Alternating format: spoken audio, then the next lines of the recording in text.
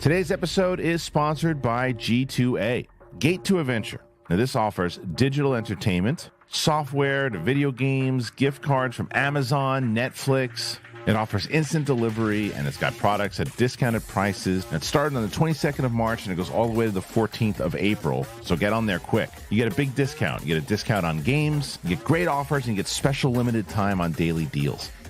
With the spring sale, there's a lot of great games. There's games like Helldivers 2. You guys like Star Wars? They got Star Wars. Check that out. I mean, come on, they have WWE. They got Hogwarts Legacy. They got tons of stuff. There's so many games over there, and there's so much to browse around, enjoy. They have Knights of the Republic, guys. They have Knights of the Republic. Now, if you want to get a discount, you want to get 10% off, you got to use the code G2A Spring, and you'll get 10% off. You'll get 10% off when you spend up to 25 euros. You got 15% off when you spend over 25 euros. And you'll get 20% off when you spend over 50 euros. So check it out, guys. Welcome back, everybody. Hope you had a great weekend. It is the WrestleMania 40 kind of recap show. And don't worry, if you're here normally for movie news and that stuff, we're going to cover that as well. But this was a big thing. Pop culture is what everybody was talking about over the weekend. And it was a big, huge event. The question is, did it live up to the hype? Now, John saw some of my, well, I think I did some of my rankings, but I saw John's tweets. And so I kind of have an idea of what he thought overall, but I want to get it straight from the horse's mouth when I talked to John Rocha today about his thoughts on it. How did it work? Did the results, I will say this, and I'll make this point to John as well. I think that most of the matches were predictable and that you knew who was going to win, but that doesn't necessarily mean it was a bad thing. A lot of times when you watch MMA fights or you watch boxing matches, you think, oh, that person's going to win, and they do. The question is, did it deliver in a way that you, by the time you got to that result, you're like, oh, I'm pretty satisfied. So we'll get into that. As speaking of movie news, we got Heat 2. There's some rumors that it was heating up, if you will. Well, Michael Mann says maybe not as quick as you think. Mandalorian and Grogu. That movie has a release date, and so does a new Tron movie, which I didn't know that was going to happen. CinemaCon kicked off, and they have a new logo for Gladiator. And there's some other stuff. Fantastic Four, Johnny Storm speaks. And we'll get into some other things. The box office, yada, yada, zabadaba, diba, dooba. So, subscribe to the channel if you've never done that before. Why? Because it helps. And it's free. And that's about it. Today we do a live show, so you guys can ask all your questions that you want. We do the super chats. The way it works is John and I will go over the topics of the day, and at the very end, we will get to your topics. So, without any further ado, let's talk about WrestleMania. Let's talk about some things. Let's do it. It's me. It's Rocha. Here we go.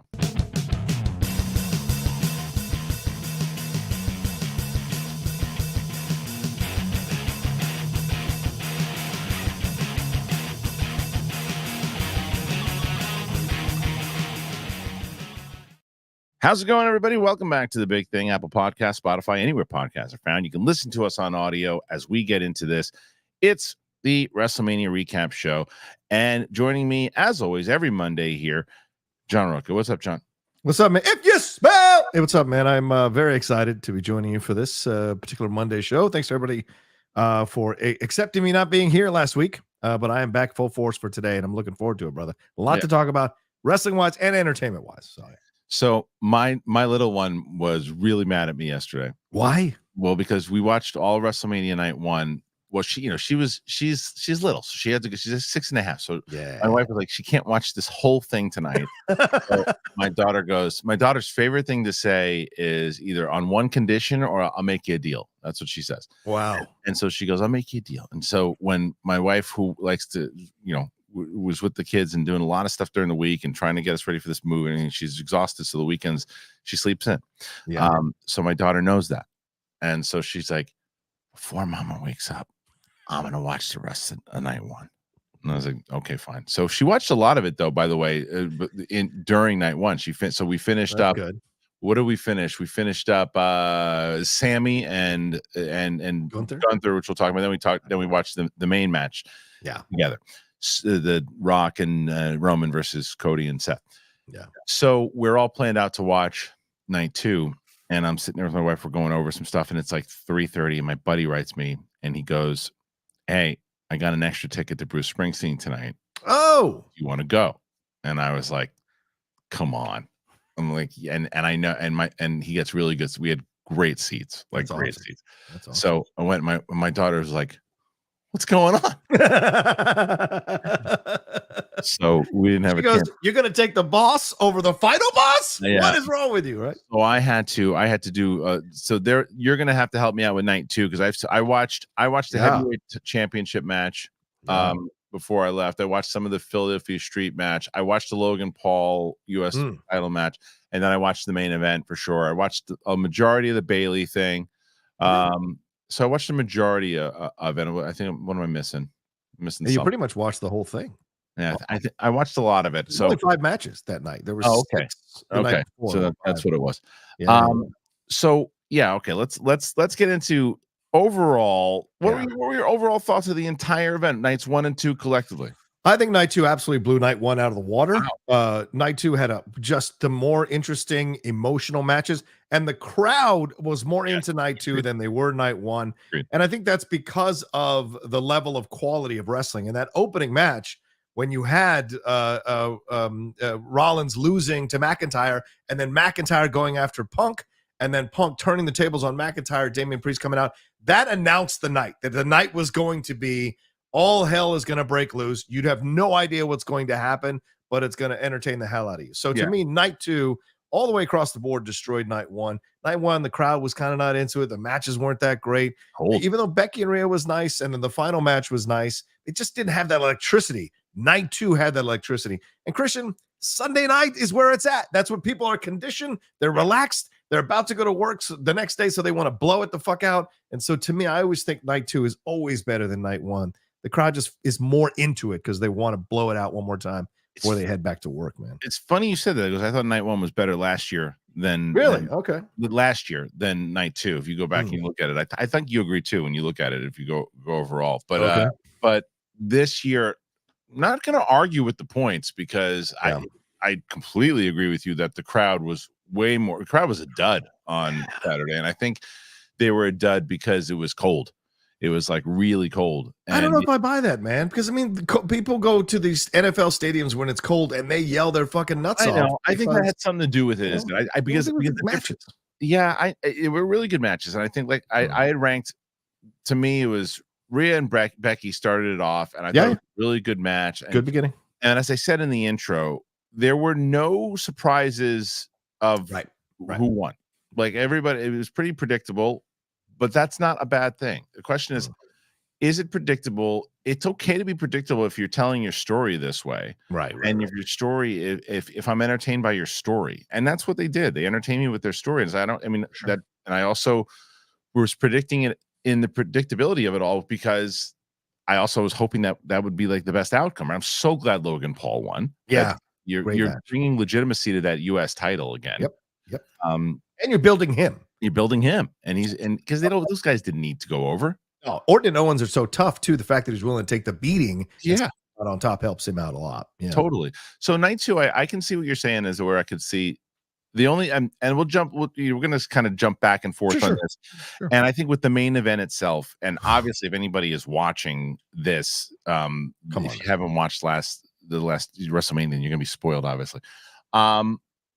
So the only thing that I didn't like about the main event, which is not their fault because they just couldn't get the deal done. The Undertaker made no sense. It made no sense for the Undertaker to be there. Stone Cold was supposed to 100%. Obviously, it was supposed 100%. To be him. Yeah. Cena has beef with the Usos. Cena has beef with The Rock, the character, obviously, and Stone Cold had beef with The Rock. So Stone Cold showing up, that was it. The Undertaker was behind the scenes, and they're like, "Hey, we can't get this thing done with Stone Cold. You show up," and he's the biggest company player that you're ever going to get. He's the biggest locker room leader you ever had. And he's like, "Sure, I'll do it." And he's going to get the pop because it's the WrestleMania moment, but it made no sense for him to be there. Absolutely no sense. But that small gripe for an otherwise really, really good match. Yeah, I was surprised by it as well. I thought I kept predicting it was going to be Stone Cold. And I don't know how they don't get a deal done. I mean, homie is hosting a podcast on their fucking airwaves. I don't know what Stone Cold would have asked for. Maybe he's like, I can't do a stunner again, like, because maybe in that match with Owens, he really did injure himself, took a while. He posted videos of himself working out recently, so I don't understand what he would have asked for that they couldn't have met him on, because Triple H seemed to be able to meet everything else, like getting Bubba Ray, which I thought was a phenomenal surprise. Getting Snoop. No way Snoop's coming in cheap. So what is Stone Cold asking for that you can? So I'm just curious if they're ever going to reveal what the behind the scenes on that. Might not want to do it, man. Maybe he didn't want to do it. He looked old last. Yeah. Kevin Owens. He looked. I mean, you know who looked old? Cena running down that ramp looked old. Let's be real. He did, but he was still be able. He still could move. Yeah, no, 100%. But Stone Cold looks older, so maybe he was like, and you look at The Rock, who at 52, even though looks slower, still is performing at an amazing level. He's probably like, I don't want to do that. It's just, it's not because Stone Cold's all about that moment. Stone Cold all about the moment, and he doesn't want to ruin that moment. And maybe he thought that he was going to do it because with the Undertaker, he's slow, but he's big. All you got to have them do is pick him up, choke slam him, disappear off the side of the ring. So I mean, I get the logic because he's Mr. WrestleMania Undertaker, so it makes sense. But I tell you who else they could have gotten if they couldn't gotten Stone Cold? Mick Foley. I mean, the Rock and Sock connection. Have you seen Mick Foley? No, is he barely walking? He can't move. No, he's good. He's good. He reviews the matches on his couch. He's not moving there. Then that ramp. Come on. Mick's done his time. Fair enough. It would have been nice to him to do Sacco in his mouth and take him out. That would have been great. But I am going to use this moment to pat myself and you on the back. Okay. Because for those people in this chat and other people, let's do it, who keep saying, and now we kept saying, see, this whole thing, it was planned from the beginning. It was planned from the beginning. They knew exactly what they were doing, and they didn't pivot. Well, then why are they doing a documentary about the pivot? And they're doing this whole thing that Triple H talked about, and God bless them. And this is why this company is starting to move upward, because they look at the things and instead of doing stubborn stuff that they would have done years ago, they go, no, this ain't working. Let's pivot and let's do it. And Triple H did this whole thing. He's like, yeah, we had the plan. We had this thing. We were going to do Rock and Roman, and we realized we can't do this, so we moved. And they're doing a whole thing on YouTube. I think it drops today on YouTube about how this was a pivot. So I love O'Shea Jackson, but he's wrong. And so all the people who are saying that this was an absolute work, no, it wasn't. But they pivoted and made it an absolute great work. Yeah, that's what you trust with the people you bring in, right? Look, did The Rock need to be a part of this anymore after they pivoted? Yes, for night one, maybe popping in for night two, but all the stuff they predicted for The Rock in night two, that he would turn on Roman and they would set up SummerSlam, none of that happened, right? It was just a matter of The Rock wanted to come to a place to kind of lick his wounds after the Black Adam situation and other things. You canceling Young Rock, the UFL, XFL coming. So why not? Let's go back home. Let's get a little stroke. Let's get a little re-energized. Let's go back. The man is a worldwide global superstar, all right? So a little stumble ain't going to hurt him. They had to adjust because I don't think they quantified how much the fans were upset at The Rock going Hollywood, and then they saw him fail, and they're like, oh, don't come running back here, man. You know, like those pop stars who all of a sudden discover their country roots when their pop shit doesn't sell anymore. It was the same shit. So I'm like, okay, great. But they made it work. They pivoted, they adjusted, and they made it work. And that's the big hallmark coming out of this WrestleMania is, as you said, Kristian, and I loved Cody calling Triple H down. It's basically saying, we've got a whole nother world that we're operating in. And yes, a lot of you might be upset that there's still people who are connected to Vince, like Bruce Pritchard, getting the shine here, but we are moving forward. So trust us. We're going to make adjustments. We're going to think on the fly. We're going to take care of you as fans, and you're going to enjoy the product we put together. And I think coming out of it, it was nice of them to say that we did pivot. And yes, O'Shea Jackson Jr. now trying to cover his ass with that tweet saying, oh, my Twitter heel persona. Fuck off, man. Take the L and move on, and we'll all be okay. We're all wrestling fans, so give me a fucking break. And now he says he wants to watch. I'm not going to go as far as tell me. I will, so it's not you. I will. I like him. I like him too. I think he was wrong, but he was wrong. He was wrong. The other thing, that I loved, you mentioned that when Cody started calling people, it was like it felt like a Super Bowl when the champions, and there was this presentation, and they would have never done anything like that when Vince was there. 100%. Never. It really it pulled back the curtain a little bit, but not enough to go, whoa. enough to where you're like, oh, this is pretty cool, man. They're really putting the chips in on this guy, and the company likes him, the audience likes him. And this is a celebration in general of what they did and where the company's at, and it also showcased the locker room atmosphere right now. You hear all this stuff of how like it's not like this kind of grueling thing. I mean, look, dude, CMPunk was in the ring, smiling and laughing, and I mean, this is a guy that was taking dumps on WWE every 5 seconds he had a chance to, and now he's this dude's a company man now. You hear him talking about he wants to be. Did you hear him on? Did you listen to the Ariel Helwani? Great interview. Such a great interview. And he was talking about how what's in the future past wrestling. You know, what is the booker in him and all. I thought it was so great to hear that. It's because Triple H is really putting on this this atmosphere right now that they're in a different level right now. I don't know about you, Kristian, but to me, when he won the title and they started picking him up, it brought to mind Mick Foley winning the title when they carried him around the ring. And when Hogan won the title and Andre the Giant sprayed him with champagne in the back in the 1980s, having the boys around him, giving the handshake, giving him love, because essentially blessing him as the top baby face. So I thought that was so brilliant to do that. And it was really moving. And I'll tell you something else, which I think is really smart about professional wrestling. It also lays the groundwork for if you ever want to go with the Cody versus corporation angle with Triple H and all that's going like, did you think I forgot about you using the sledgehammer on my throne just because you won that title? And Seth is going to turn on him as well. And they have a strong connection. So not only did you satisfy the fans in that way, you also laid groundwork for stuff down the road. It's so smart. You know what I liked and didn't like at the same time? When Seth lost the title to Drew and he had this emotion in his eyes. Loved that. Hated when he looked at Drew and said, "You deserve this, man." Why? Behind the scenes, sure. We're in character here. Is it you deserve this, man? Why? This is a guy that's been interfering in all your matches and taking shots at you. And why does he deserve this? He's been cheating to win to get here. It's like the emotion was real. I don't know if it was a real moment or not, but it was something like I thought Seth Rollins.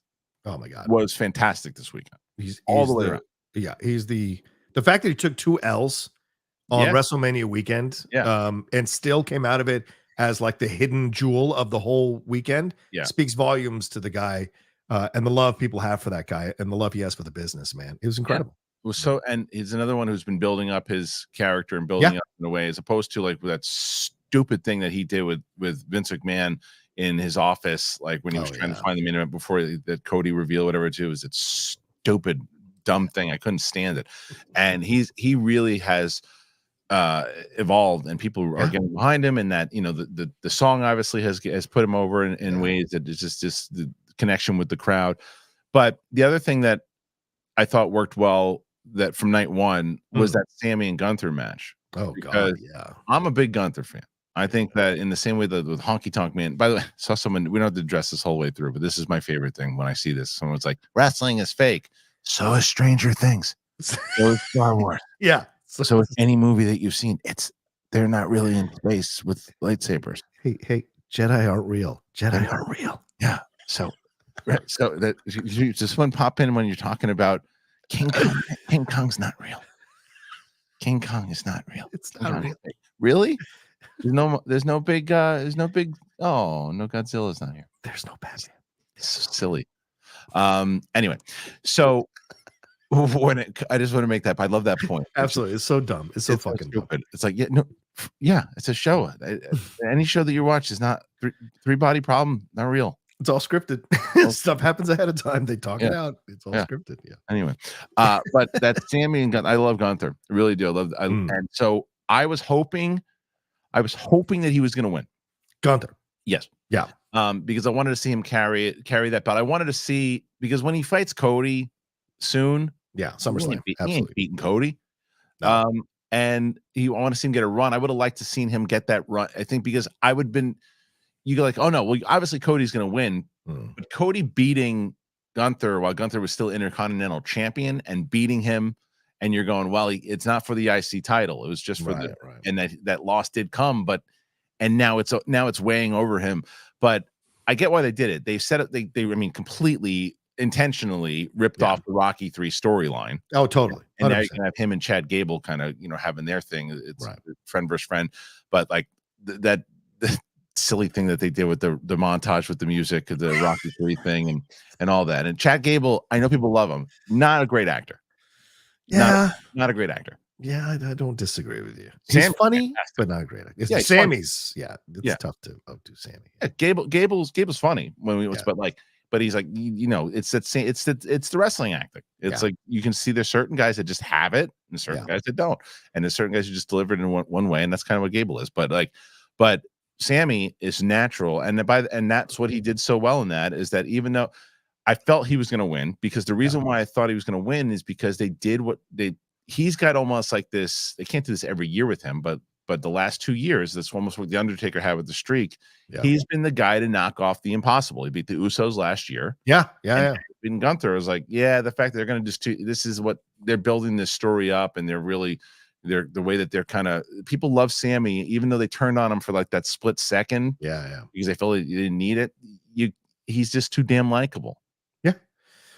My only complaint about that whole thing was that I wish his wife was as good of an actor as he was, because we could have had the Adrian moments, maybe the red hat or something, but she seemed to just be reacting in the same way the whole match, whether he was winning or losing.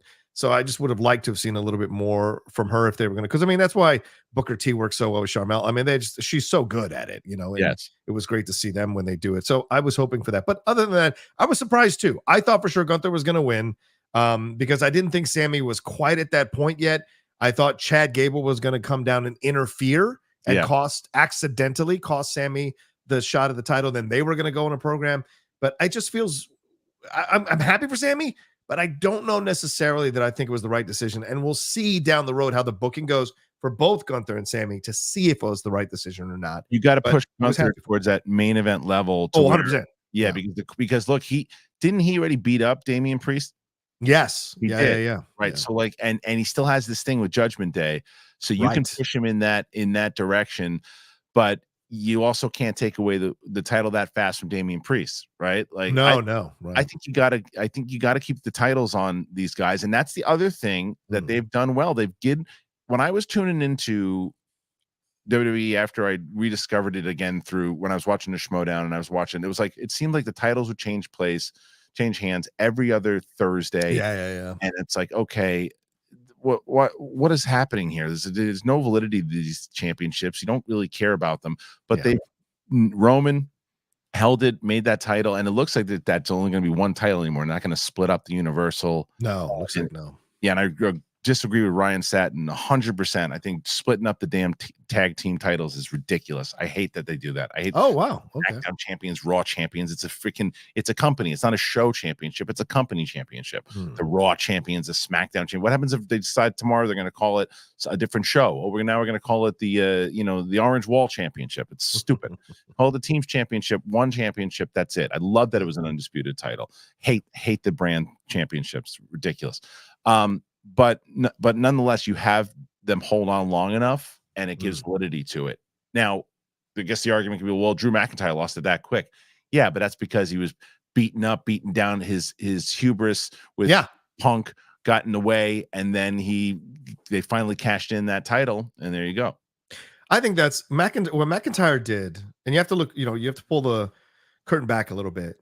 McIntyre's willing. Look, first of all, the feud with Punk has absolutely revitalized McIntyre, because Kristian and I have talked about this on text. Like, I'm not the biggest McIntyre fan when he's face, and I've always felt there's something missing. Even when he was champion during COVID and all of that, he didn't feel like 100% he was the right guy, the face, right, to carry the company. He did a great job during that time, no doubt. But then this moment happens, and to me, when he started going after Punk, he has become a whole nother person. It's like Becky Lynch going next level with her social media game. I thought it was genius.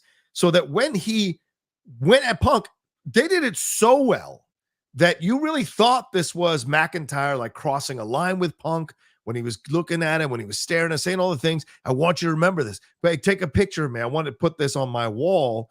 And then he turns his back on Punk, and Punk flips him. Punk takes care of him. Punk blows a kiss to his wife. It was genius. And then he loses the belt to Damian Priest. So McIntyre being willing to go into this program and do all of these things and then take the loss after signing a new contract.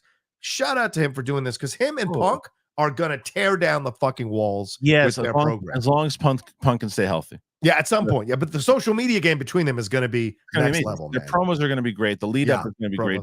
Drew McIntyre is a much better heel. I couldn't agree with you more. He's so much better at it. I was, because as we'd always talk about, your co-host Aaron, we always talked about how Drew McIntyre was a big star, and I was like, I don't know who you're talking about, because this guy is boring. He is like, they're trying to push him as this baby face. It's not working. He ain't cool. Not working. Yeah, people weren't over on him as much. No, and when he was going to retire or leave, I was like, okay, he's a reason why he's not getting it done. And then he switched into this kind of troll persona, and with the stuff he's doing on social media, and it worked for him that Punk got hurt because he used that. Yeah, and he's been brilliant. He's been a brilliant heel, and he's one of the big stars of the company now because of that. And it just shows you how this what you can do. Rock is the biggest example of it. Rocky Maivia into the tassels and all this stuff and doing what he's going to do, and you're like, that guy's never going to. If that was today, social media would have laughed him off the internet, right? 100%. And he comes back and he's one of the greatest of all time.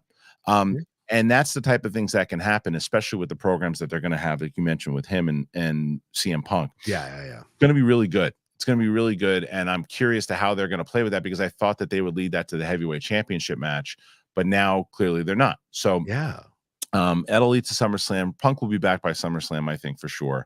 Yeah. If he can stay healthy. I really hope he does, because I hope so too, man. He's one of my favorites. He really is. 100%. He's another guy that I remember when I was out of wrestling for a little bit, and Ken was watching a lot, and he told me about him, and I tuned in once. I'm like, I don't know about this guy. I don't care. But I just also wasn't watching it. And then we had the opportunity to interview him a couple times, and then we watched him just on the mic. He's just so good on the mic. He's just natural, and I love the way he blurs the lines. I love his approach to the business in general, and I'm glad that he's doing what he's doing. Me too, man. I like him, and I know, and I don't know if you want to talk on this either, but I think Tony Khan is going to make the stupidest mistake of his life this week. Someone actually super chatted that. I just saw okay. So we'll address that. Okay, fair enough. We'll leave it be. But I'm with you on Punk. I love Punk. Always love Punk.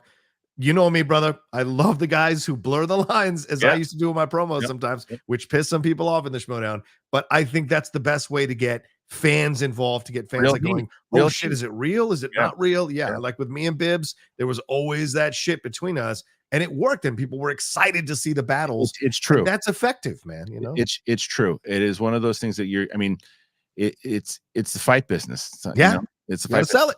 And I saw someone in the comment section say this, and I noticed this as well too, and I love it. There was a dumb, stupid, moronic, idiotic, foolish rule about never mentioning the word wrestling in the ring. Stupid, dumb. Yeah. It's gone now. They mention wrestling. They treat it like a sport again. And you're doing this thing like clearly it's like you're treating it like a sport. You're doing this because the lines are completely blurred, because even they're calling themselves, the Usos were calling themselves by their real names in the that promo that they were doing, right? Yes. Roman Reigns is kicking reporters out of the press conference. Is it real? Is it not? We don't know. Chris Van Vliet, your boy Van Vliet got called out.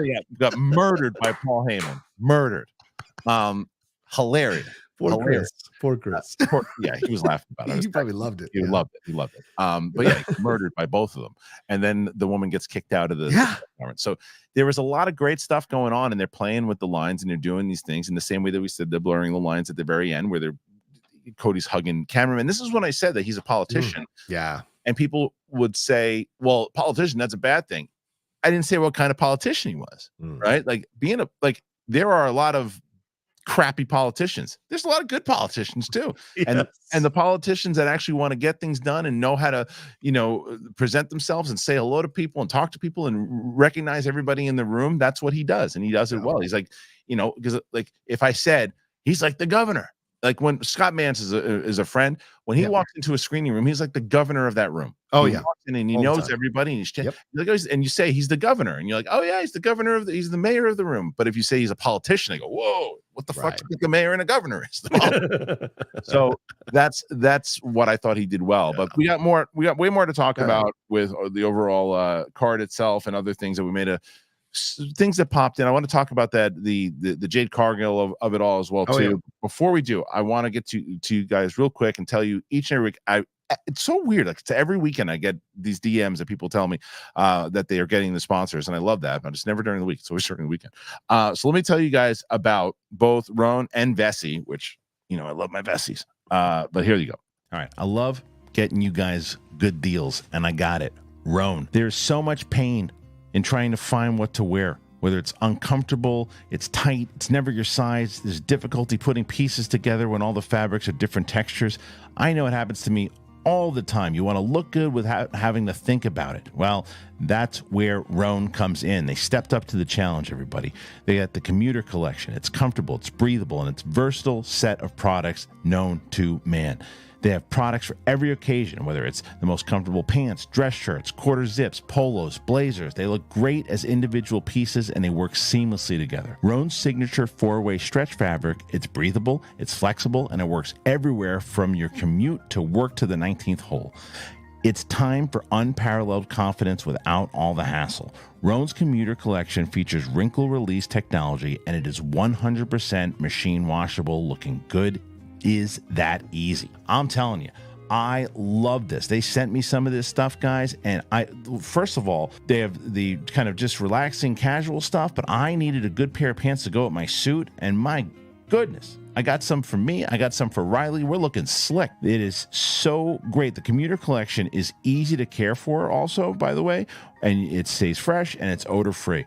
Just head over to roan.com/bigthing. Use that promo code BIGTHING. Save 20% off your entire order. That's 20% off your entire order when you head to RHONE.com/bigthing. Use that code BIGTHING. It's time to find your corner office comfort. Vessi. So John, I got these new shoes, and they have it's like rain wear. It's really, it's incredible.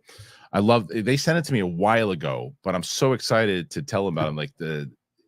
For us, I want to tell you that Vessi has this innovative, it's like footwear, and it's designed for spring weather. It's great. So Stormburst Vessis are the ones that I really want to kind of emphasize, and they're your go-to for every setting, city streets to outdoor adventures, enhancing your style and activity with ease.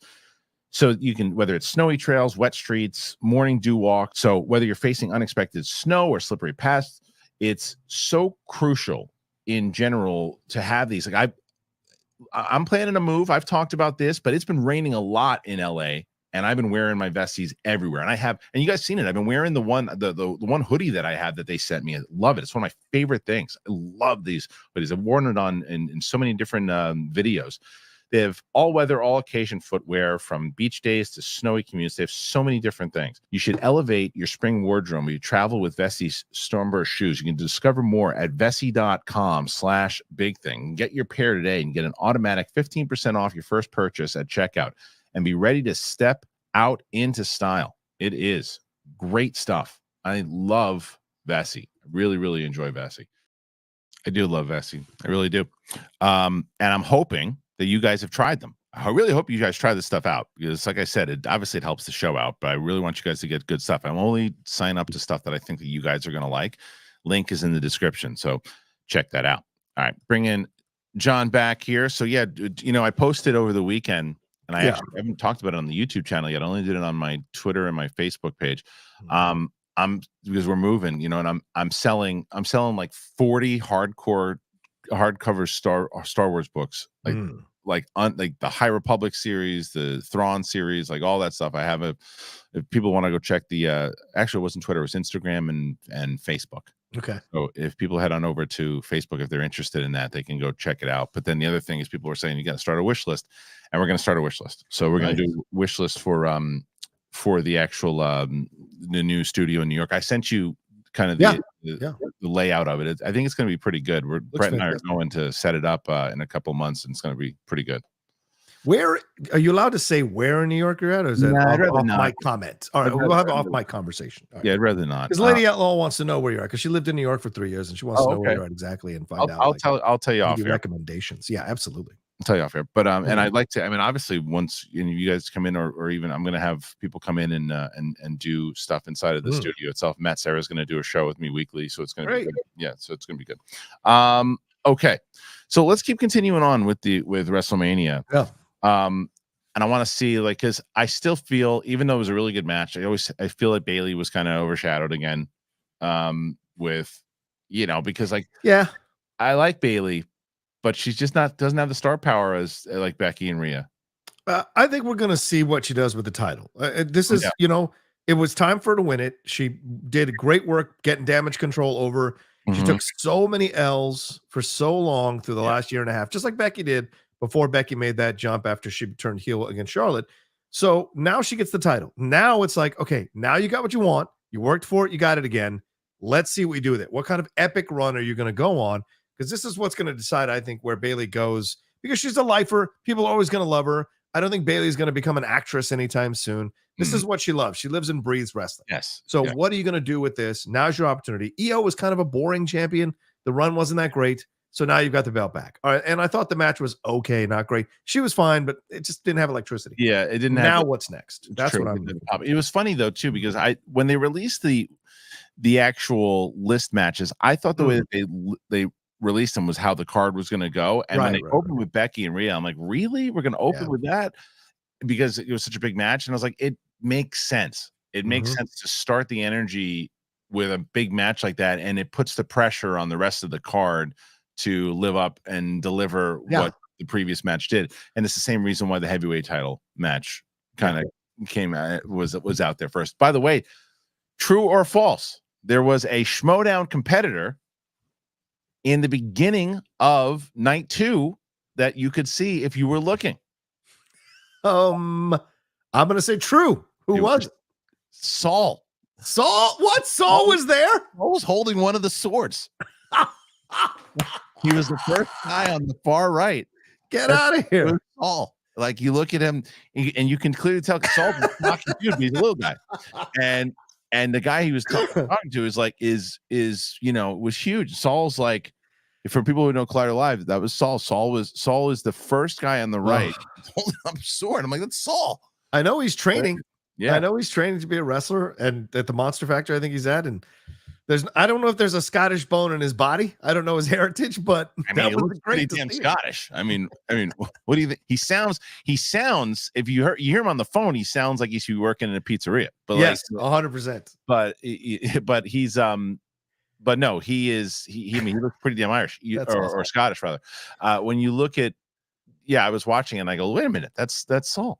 So pretty amazing. I'm gonna rewind, and when we're done, I'm gonna put this on and watch. You have to. Somebody should send me a screenshot. If somebody sends me a screenshot of it during the actual the broadcast, I'll play it for John and I. Awesome. I'm sure Ed Harrell is already halfway screenshotted already. I just tweeted you guys. Yeah. Anyway, so I'm trying to think if there's anything that, the main event, obviously, from night. We gotta talk about that. Yeah, come on. Yeah, the main event, night 1, was very well. My 2 criticisms, again, very small criticism. You can tell, again, The Rock is 51, not 52, but he's 51. You can tell he's just a little slower, but still can perform at an incredible level. Yes. The match was too long. It was too long. 42 minutes. It was the match. Which 42 minutes, but with the intros and everything too. Yeah. No, with the intros, it was like an hour. Right. Yeah. I mean, it's like you're looking at an hour full. I mean, that's a full hour. And they told the story, but you could have cut 10 minutes out of it. 10 minutes, but not enough that it really was dragging. It was just a little longer. But I thought it told the story. They had to win because you had to have bloodline rules. Otherwise, it would have just been a one-on-one match, which a lot of people, Ric Flair would have loved, right? But but that's not the story you're telling right now. You're telling the story of who's going to, and that's why I also was very disappointed that they couldn't get the deal done with Stone Cold, because if there was more to where The Rock started to say that he was the guy that carried it and the people in the past didn't really matter and that there are other people that it did, then there's a reason for the Undertaker to come out. Like, why does the Undertaker show up? Makes no sense. Other than we need a big superstar here besides Stone Cold, who else could we get? It's really, who else do you get? You can't get Goldberg. No one would care. No one would care. Like, who do you get? Kurt Angle? Maybe. It wouldn't have been. It's not the same. And the Undertaker has the WrestleMania moment. The only person that would have been better than the Undertaker was Stone Cold, and then they couldn't get him. So it is what it is. But night one, you liked it a lot too, right? I did like that match, yes, and they did a great job of taking care of The Rock. They knew exactly what, because like I said, he's 51 years old. He can't move like he used to. He's gone through, and you and I both know people. I certainly know people who have worked on sets with The Rock, and they say, like, for all his lifting weights, all his stuff, that has taken a toll on his body. He doesn't move as limber as he used to. I've interviewed him a couple times. You can see it. His movements sometimes are a little strained. And so that's just how it goes. You get older. It's part of life. So how do you take care of him? You mess the match up. You send him out into the crowd. You do these, you drag out these spots. You make the spots big.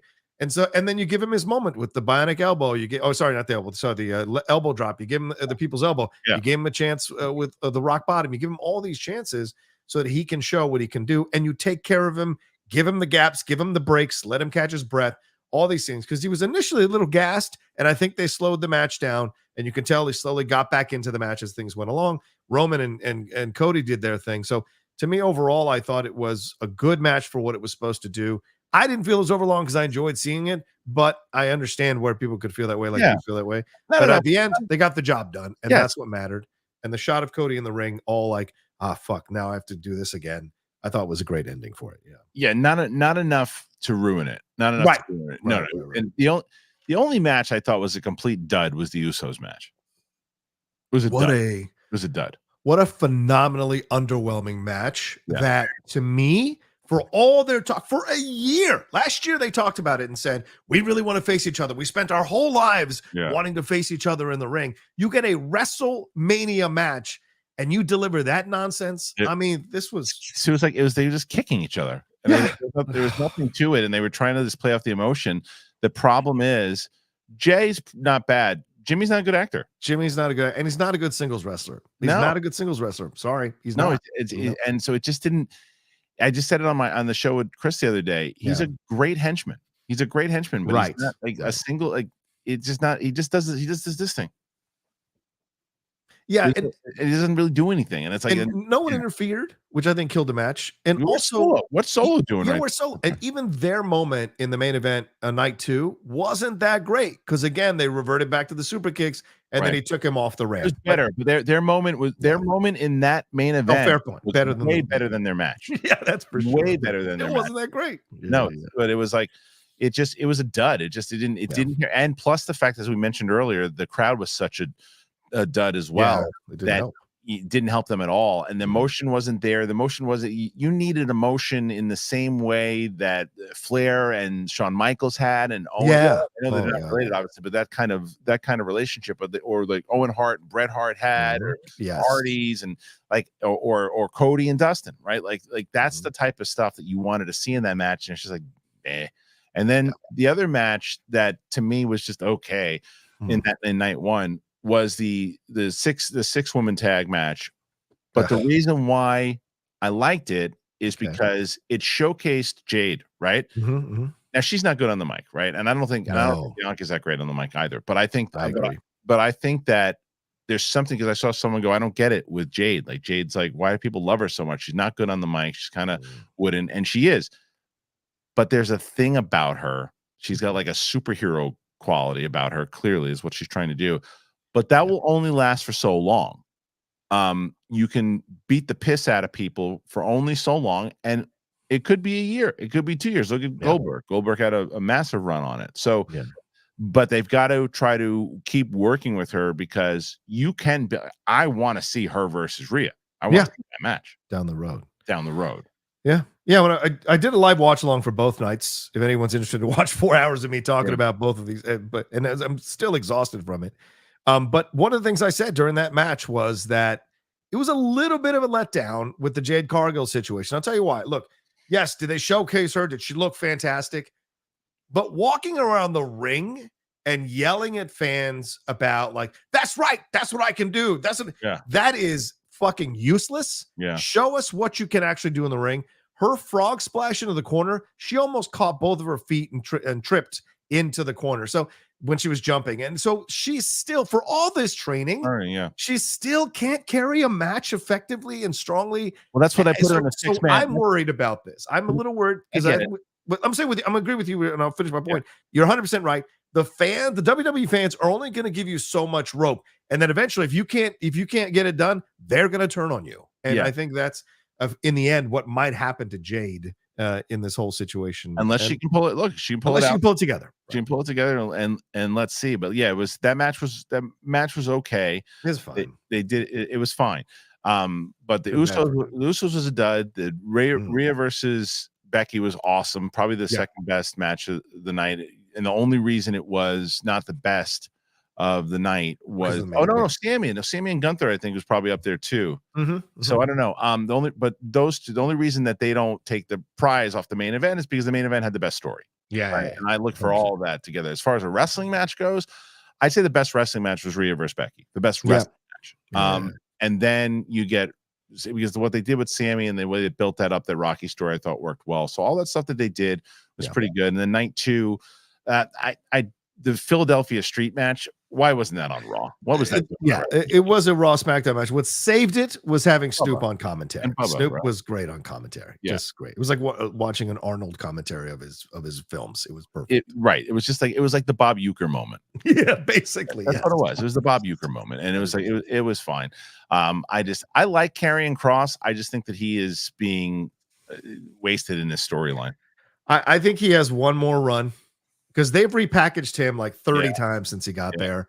I think he's got one more run, maybe under Triple H's tutelage. They'll find the right gimmick for him. And I'm sad for Street Profits, and I'm sad for AOP. Those are two fantastic tag teams that just can't seem to get to the next fucking level. And it's even more mind-blowing with Street Profits. I get it with AOP because they're not good on the mic. They can barely, not really good on the mic, and that's why you bring in Paul Ellering. But to me, with the guys, the Street Profits, this is just fascinating to me that they can't get to that next level and become one of these legendary tag teams in WWE. The match was fine though. It was a good transfer match, transition match. Sure. But it's like when the WrestleMania 6, when the Nasty Boys fought, whoever the hell they fought. Public Enemy. Yeah. Whatever. So who cares? But it just felt like a Raw or SmackDown match. It didn't feel like anything else in the same way. So the Teams Ladders match, by the way, which we didn't cover for a night. I'm surprised. What's the Johnny Gargano team? DIY. Yeah, I'm surprised that they didn't give it to them. And that was my prediction. And the fact that was probably the one, as I said earlier, I think that it was predictable. That was the only one I think wasn't predictable. R-Truth, I did not see R-Truth and freaking Miz winning titles. It's hilarious. It's more like kind of rewarding for the work to put in for R-Truth, and obviously the work that's been putting in for was the Australian guy. Grayson Waller. And then Austin Theory with them, and they've been putting the work in too. So I get it, but as I said in the beginning, I cannot stand the brand championships as opposed to a WWE championship, and plus those belts are so the silver, they're ugly. There's no personality to them. I agree. The Roman Centurion helmets, those are so weird to me. I agree. Go back to I'm really hoping, because there's been this rumor with Cody back that he's going to bring back the Winged Eagle Championship. I don't know if he's going to do it, but I would love to see it.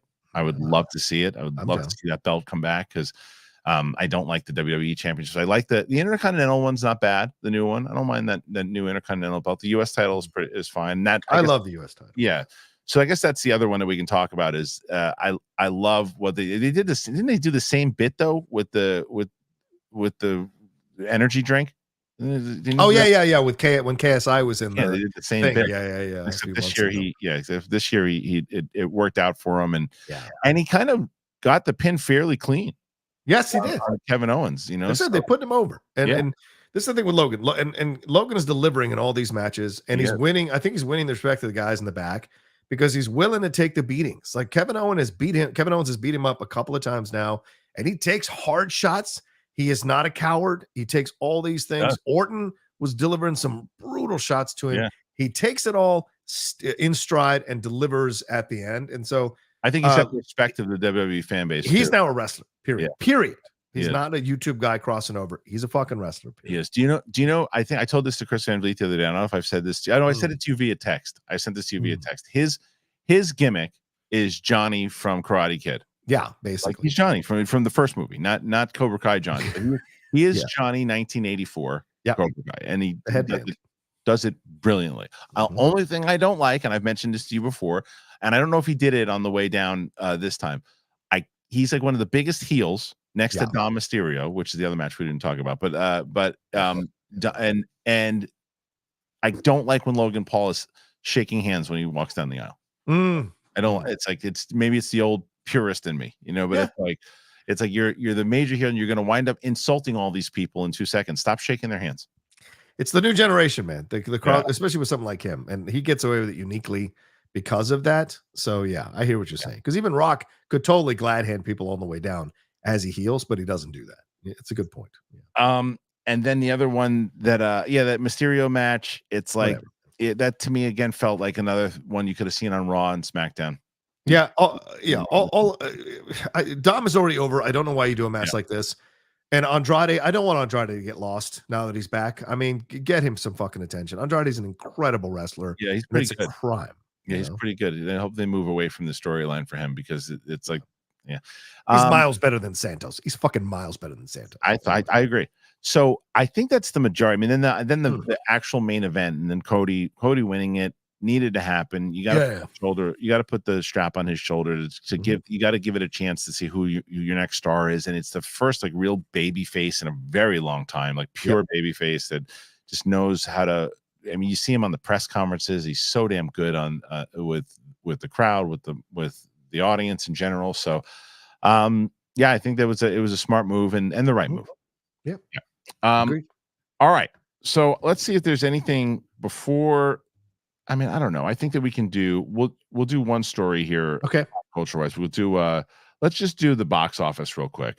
Okay, do the box office this week, and then if anybody else wants to do like in any other particular topic that they want us to talk about, they want to throw a question in there, and throw your questions in still, because we're gonna get into that in just a second. We can get into all the questions, but the latest weekend, this is from the 5th to the 7th. You had coming in at number 5. Kung Fu Panda 4, right, and then 7.9. 1, 2, 3, 4, 5. Yeah, okay. So that was 7.9 million. For a grand total thus far, 410 million worldwide. Not bad. Not too bad. Okay. The First Omen. Yeah. That was 17 million total worldwide on 8.4 domestic opening. Ghostbusters Frozen Empire, 9 million thus far with a worldwide of 138. And then you got Monkey Man, which I loved and it just didn't do that great. 12 million worldwide so far, 10 million for opening weekend, did fine. And then Godzilla and Kong, big drop off, but still 31.7 for the weekend, taking it to about 361. So what stands out, John? The Monkey Man thing was super depressing to see because that film is so fucking good, and Dev Patel put so much of himself into making that film, and Jordan Peele giving it the stroke as a producer on the film, I thought was enough to get people into the theater. And that the fact that people didn't go, I think, was a shame, and I did my out of theater reaction. I thought it was going to do really well, barely did anything. And that broke my heart. Yeah, mine too. Not a lot of interest in it. I don't know if that's the marketing also or what it was, but it's a really good action movie. It was funny because I saw it with Winston, and Winston didn't love it. And, really? He didn't love it. And I tried to keep a solid. It was so funny. Someone watched it. A friend of mine was watching it and paused it on Winston's, because the whole time Winston was talking, I was just kind of like this. And then he's like, "Oh, I'm surprised you didn't like it." I go, "You clearly didn't watch the reaction." And he's like, "Well, I stopped it after, I paused it during Winston's thing." And I go, "Keep watching." And then Winston goes and he's like, "Well, what'd you think?" And I go, "I love this movie." I thought it was great. But the thing that stands out is that one, 10 million. I don't know what the budget was overall, but the kind of budget, it was the budget was 10. It was 10. Okay. Yeah. So I don't know. I mean, it's got competition coming out this week with Civil War. Yeah, it's done. Like this was the time to strike. And I don't know if it's gonna. I don't think it's gonna have legs. I don't think people are gonna be like, "Oh, I gotta go see this thing." Yeah. And I also think the mistake was that it's 2 hours, bro. I think if it had been an hour and 40 or hour and 45, but dude, it's a good. But it's a story. It's an actual. I know. I don't disagree. It's great, but it's not just people beating the crap out of each other. That's the thing. It's an actual story. With good lore behind it. So you needed it to be that low. I'm not against longer movies, and it's still 2 hours. It's not a long movie, but I'm not against longer movies if they're telling me a story. If it's just gratuitous, like look at the match we just talked about, right? It's pull it back for 10 minutes and just keep telling me the story. Yeah. So I have no problem that it was 2 hours. I'm saying people may have looked at it being 2 hours and be like, no, I don't want to go. Yeah. Maybe, but I mean, but movies now, well, what movies are an hour and a half these days? It's hardly any. Venom. But that's true, and for good reason. Yeah. So put your thoughts in there, guys. Tell me what you think. If this is something that did you see it? Did you not see it? Judging on the numbers, you probably didn't see it.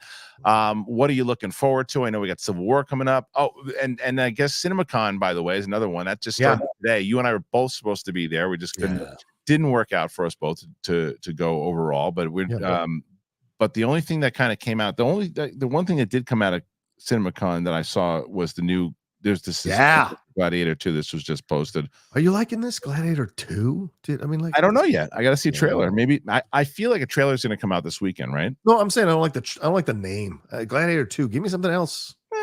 Because you know what it is. It's going to Gladiator 2. Get me in the theater. Get me in the theater. Gladiator. As opposed to Bumblebee. What's that? No, I mean, I want to be like Gladiator Quo Vadis or Gladiator something. That's what I mean. Gladiator 2 is so boring. Whatever. I know it's the second one I'm going to see. But whatever. But let's see. We're going to see. We'll be waiting. Before we get to your questions, someone did actually send this to me. Yeah, there he is. Look at him. He's huge now. Saul. Isn't that great? He looks like Brendan Gleeson in fucking Braveheart. Look at this guy. He really does. Isn't that amazing? Get dressed up for nothing. Yeah. I was trying to think. I know that I can't remember, and he's going to wind up texting me because I can't remember. I can't remember many Schmodown results anymore. I used to know them. Oh yeah. So, and I know that Amaru beat him, and I feel like he beat Amaru in the return. I feel like they split.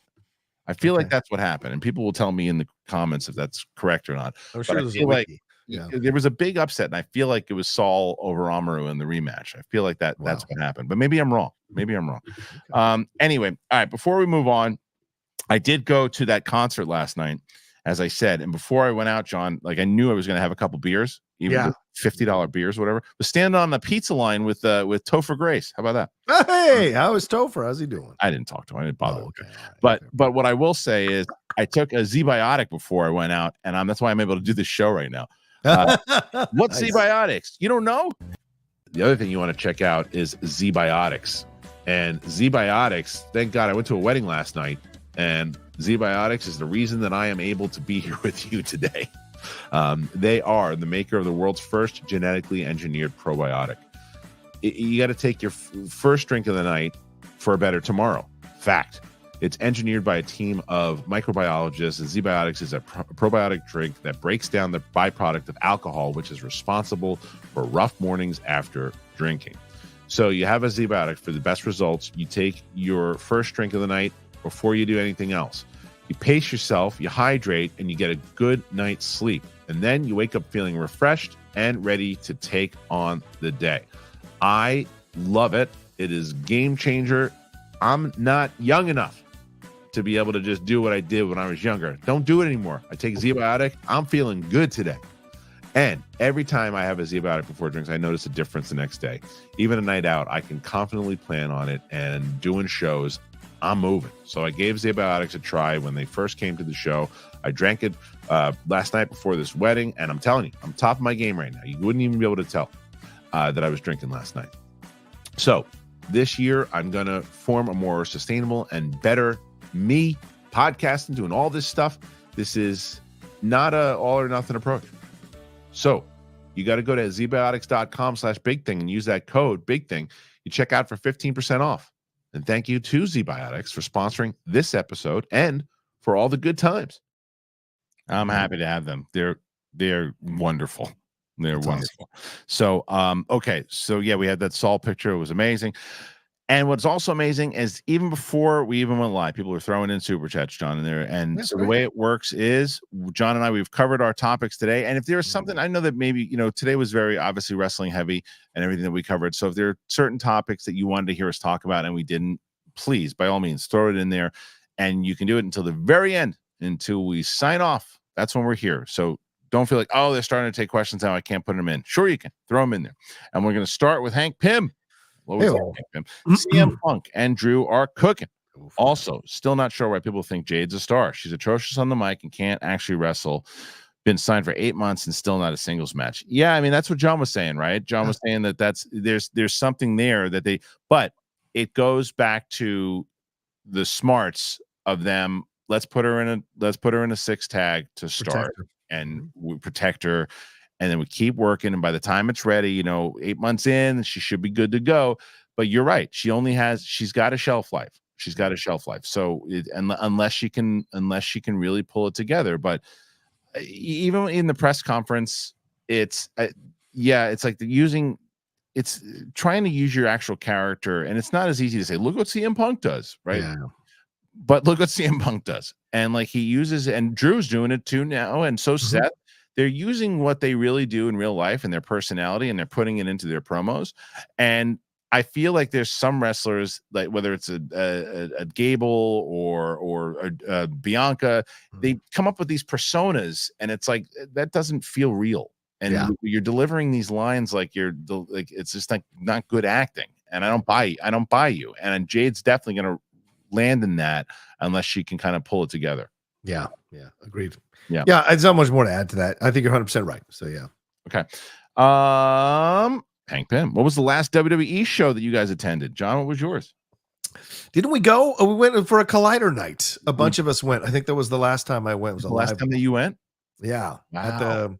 At the Staples Center. I remember that. You didn't go to WrestleMania last year, huh? No, I have never been to a WrestleMania. Oh, wow. So, yeah. Okay. So at some point I will go before I kick the bucket, but we'll see when that will happen. I've been to 2 WrestleManias. Oh, that's awesome. I went to WrestleMania 2. And then I went to WrestleMania 17. Yeah. Those are the 2 that I went to. Yeah. I have a friend who works for their reality division, like Tough Enough and all that stuff. And he texted me and he's like, bro, I can get you into night 1 and you'll be like 10 rows away from the ring. And I was like, I don't want to be there for night 1. I want to be there for night 2. Wow. So I was like, if you can't give me tickets to both, I'm not going. Well, are you crazy? No, because like the expense of the flight, the expense of hotels, especially WrestleMania weekend in Philadelphia, I'd probably have to be like 30 minutes away. So I thought you went for last year. That makes sense. No. Last year I would have gone. I understand what you're saying. But you still would have had great seats. But the last time I went, I actually think I was with Ryan Satin at SmackDown at the is it still Staples Center? I don't know what it's called anymore. But that's where it was. It was last time, and that was probably either 2018 or 2019. No, that's not true. That's not true. The last time I was there was Jeff Dye. When Jeff Dye was dating Becky Lynch, I went with him to SmackDown because she had given him tickets, and he asked me if I wanted to go. So I went with him. Nice. And that was the last time I went. Yes, that's right. And that was probably the same time, like 2019.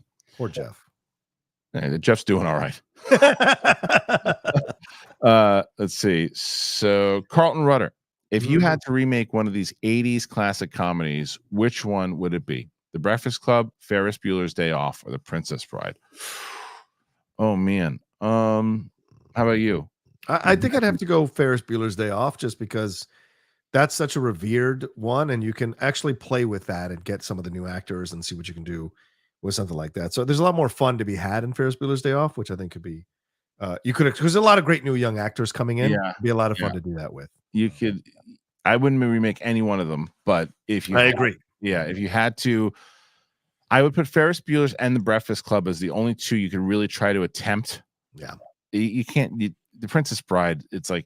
I know it's based off a book, and but it's like that's going to be so hard to recreate that magic in that tone that Rob Reiner did. Yeah, it's just going to be too hard. All right, next one. This is from Benny.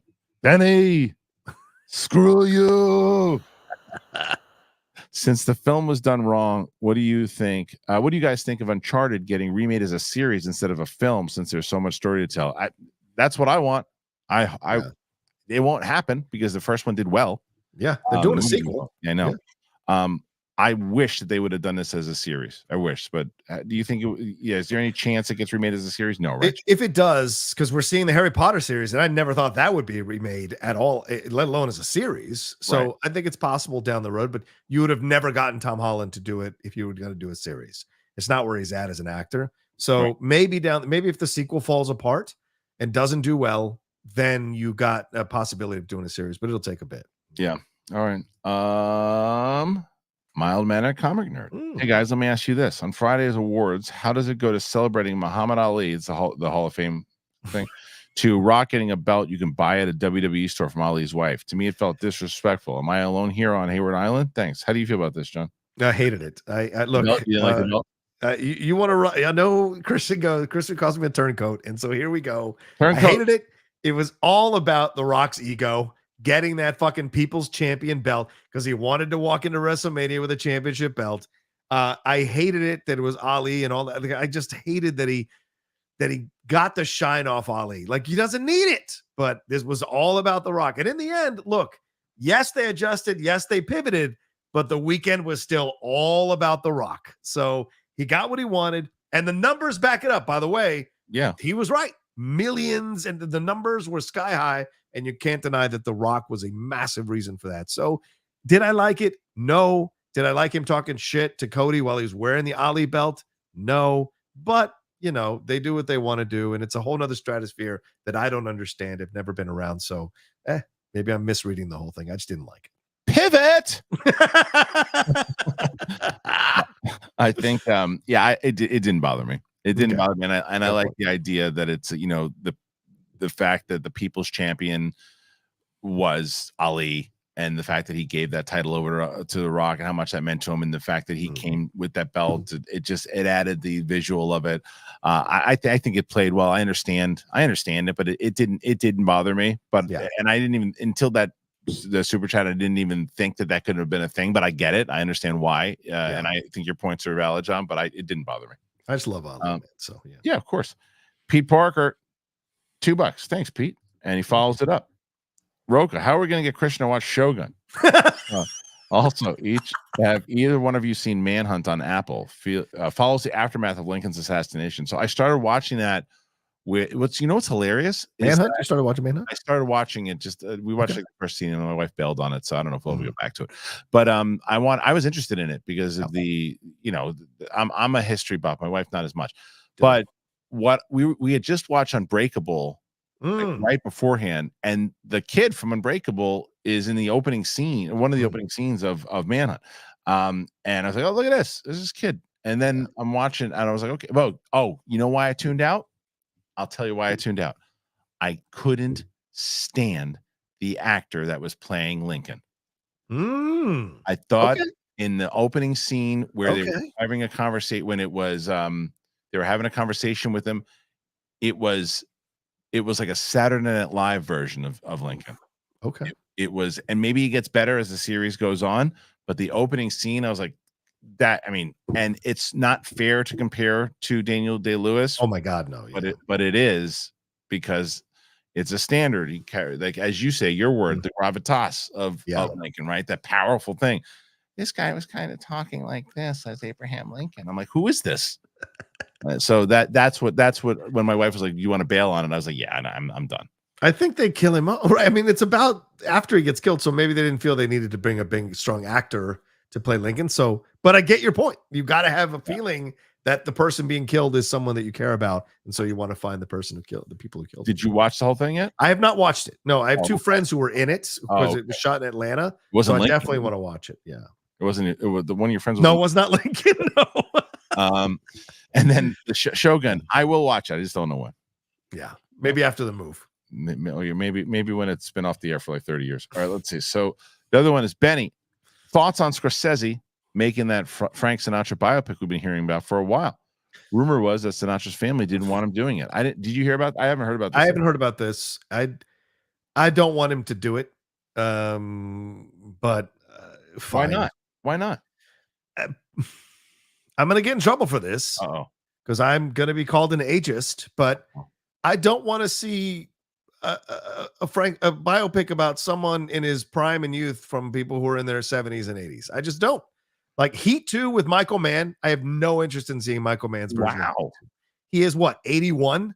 And after I saw Ferrari, I was like, nah, this guy's lost his fastball. Well, by that logic, should Furiosa not be made? No, because George Miller is still doing making punk rock. He's still making punk rock, George Miller. He's like fucking George Carlin. Like Carlin until the end was a rebel. And there are just some people like that. And I think other people don't. You don't And think George was Scorsese- never a part of the Hollywood system, man. You're just sour on Killers of the Flower Moon. You mean you look? You know, I mean, Wolf of Wall Street was only that was 10 years ago, man. Was it 10 years? It was 2000. Mhm. Oh shit! 2013. Damn, you're right. Yeah. Okay, but so I mean, People lose their fastball, bro, from 60 to 70. Power's the All last out of thing to go, homie. Power is the last thing to go. No, Scorsese's power. Don't get me wrong. So I think I still feel it's Frank Sinatra. You know, it's like I know. I feel like if anybody should be doing a Frank Sinatra, Yeah, biopic, Italian to Italian. I totally get it. Scorsese. I mean, Yeah. come on. I feel like that. Now the Michael Mann thing. I mean, that's something that I mean, you brought it up. So Michael Mann, I guess, has recently just said that I don't know if there's delays or whatever. It's not coming as fast. Did you read the book? Yeah, I read the book. It's a good book. It's not a great book. Okay. So I'm like, okay, where are we going to go with this? And he's going to do it's a prequel mixed with a sequel. So Right. I'm like, do you think you still have the fastball to show me young men and virile men and show what I don't know that I necessarily buy it, man. All right, fair enough. Yeah, that's my- Francisco Lopez. Hey guys, so the main event of night 1 is Infinity War, and night 2 is Endgame. Yeah, for sure. I think that's pretty accurate. I love it. What, you don't agree? No, because I think Infinity War and Endgame are both fantastic, and I didn't think both night 1 and night 2 were fantastic. So, But I but I think get what you're saying. They lead into each other. other. So it's the lead up to make sure, because if you don't have night 1 at all in the way they're telling that piece of the story, you don't have that night 2 have that type of impact. Because if Cody does, You're right. yeah, It leads to it. yeah, I see what he's saying. What's the most disappointing match?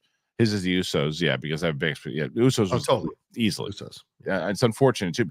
The other unfortunate thing with that one is that they were building up Jay to really be like, I thought main event Jay.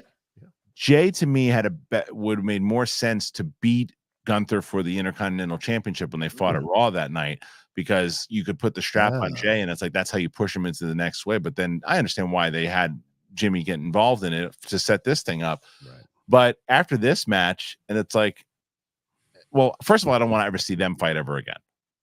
Against each other. No. Ever. I don't want to see them fight each other ever again. You know, an eventual team up again, sure. And they team up against them to win titles one more time, sure.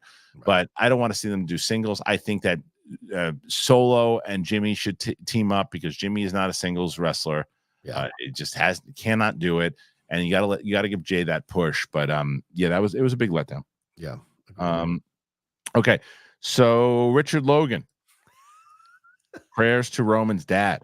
I didn't realize that his dad is sick, and Roman's about to film a movie. Now I see. Oh, it makes a lot of sense why he lost. Well, that's not why he lost, Richard. He lost because they'd been leading to this moment for a year. But I think it adds into it. I don't think it adds. I'm sure it's an element of it. But it isn't the reason he lost. Not the only reason, but I think that it's one of those things where I said my brother he has recently gotten back into it, and we were talking about it. He doesn't agree that there's a lot of big main event talent in the roster, like main event talent. And I was going through it, and we were having conversations about it, and I was like, and he's like, and he hates the Cody crybabies. He loves The Rock, and he wanted Roman to win.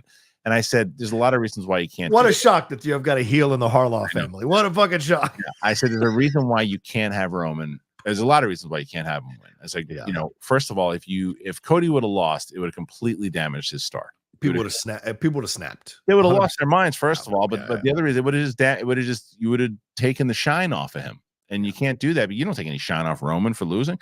No, and then the other reason I said is what this guy just said, is that Roman wants time off, and he deserves it. He's been, and granted, he doesn't compete all the time, but his star has been carrying the WWE for a bit.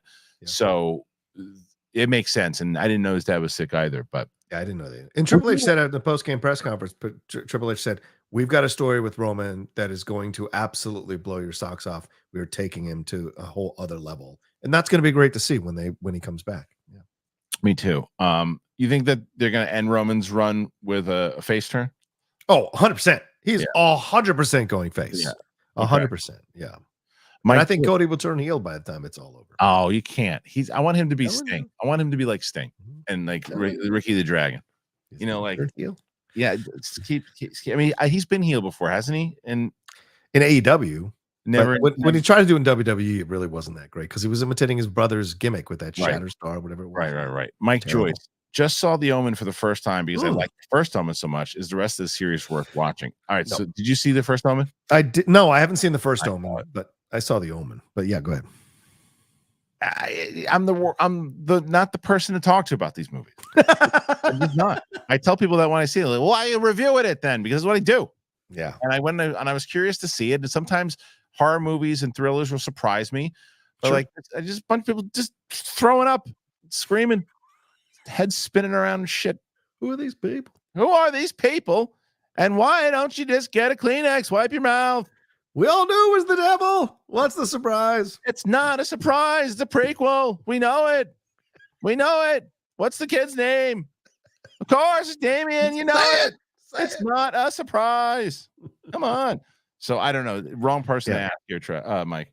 Yeah. Sorry. First, the Omen, the original is great. Yeah. The subsequent sequel is not so good, but I've heard this one's okay. Even Snyder, who's a big horror guy, gave it a mid review. So I saw him afterwards too, and he was like, and I told him Yeah. my problems with it, and like he was laughing, but like you could tell he didn't mind it, but I was just like, I wanted to go home.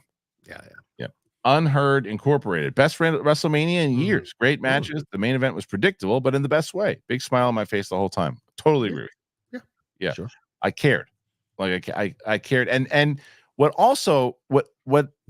goes a long way is the fact that I, for a second, said, WrestleMania Night 2, should I let this be a reason why I don't go to the Bruce Springsteen concert? And like, I very quickly said no, but the fact that I even asked myself that question, which I never would have done in previous years. How long was the concert, by the way? 3? Oh, dude, it was like 3. It started around 7:30. I left. He had 2 songs still left in the encore where I wanted to beat the traffic. So I got home at like 11. Okay. And no opener. Yeah, because I remember in the old days, Bruce could go 4 to 5 hours in the 80s. Back in the 80s, when he came to Capitol Center in DC, those were great shows, man. I mean, 4 to 5 hours. 3 is pretty good for his age. He went 3.5, and he was That's moving. incredible. And but he played the Ballad of Tom Joad with Tom Morello again, which he did last time. He did that when I saw him. I saw him in 2000. It was a 10 or 2011 at Anaheim, and he played that with Morello. And he did it again, and I was like, oh, so good. And because Morello came out, he did 41 Shots. He did Dancing in the Dark. He did Glory Days. Did a lot of stuff from the new album, which there was some stuff I didn't know. But are you excited for the Nebraska thing with Scott Cooper directing it? Yeah, I think Universal landed the deal. They announced it this morning. Jeremy Allen White's still in talks. Do you like this idea that they're profiling the Nebraska album? And they're doing more than Nebraska, and they're not doing like his full life. Yeah, no, they're just doing the making of the album, and it's just that section of his life. It's kind of like what they did with 20th century's got it. Yeah, kind of what they did with Bob Marley, where they just kind of kind of just the Exodus album. Yeah. I mean, look, you tell me Bruce Springsteen, you tell me Jeremy Allen White, I'm gonna be excited. Yeah, I'm gonna be excited. So I would have liked to see like a full thing on his life, but but on the same side, I'm glad we don't have to put prosthetics on Jeremy Allen White, make him up and all that stuff too. It's just to have him for that. Yeah. Hey, you guys enjoying the concert? All right. Is it good for you? It was good. Mad Sinister McCall. Which wrestlers need a push? I think Cross maybe. I mean, I like Karrion Kross. I know you do. And the reason why I like him though is not from anything he did in wrestling. It's from the interview that he gave with Chris Van Vliet. Oh, right. He has an impression of Jesse Ventura. He's got a big personality. Use that guy. Find a way to make that guy a wrestler, because whatever they're doing with him now, if I didn't see that interview with Van Vliet, I wouldn't care about him. But it's because of the interview I saw with him. He's got a lot of personality. Let him be funny. He's funny. Yeah. Let him be funny. Like do what they did with The Rock, and let him start doing what he did. Oh, we didn't talk about LA Knight and Styles, by the way. Oh yeah. Good match. Glad LA won. Don't know if it pushes the needle in any way, shape, or form. But at some point, they've got to put a strap on him, because he's not getting any younger. He's 41 years old. I know. You got to put a strap on LA Knight sooner rather than later, man. Eventually. Just not a big LA Knight guy. I understand why he's over, and I understand like why he needed to win. Yeah. But yeah, okay. That's my answer. He needs a push. Yeah. Night 1. This is from Jake. I'll give up.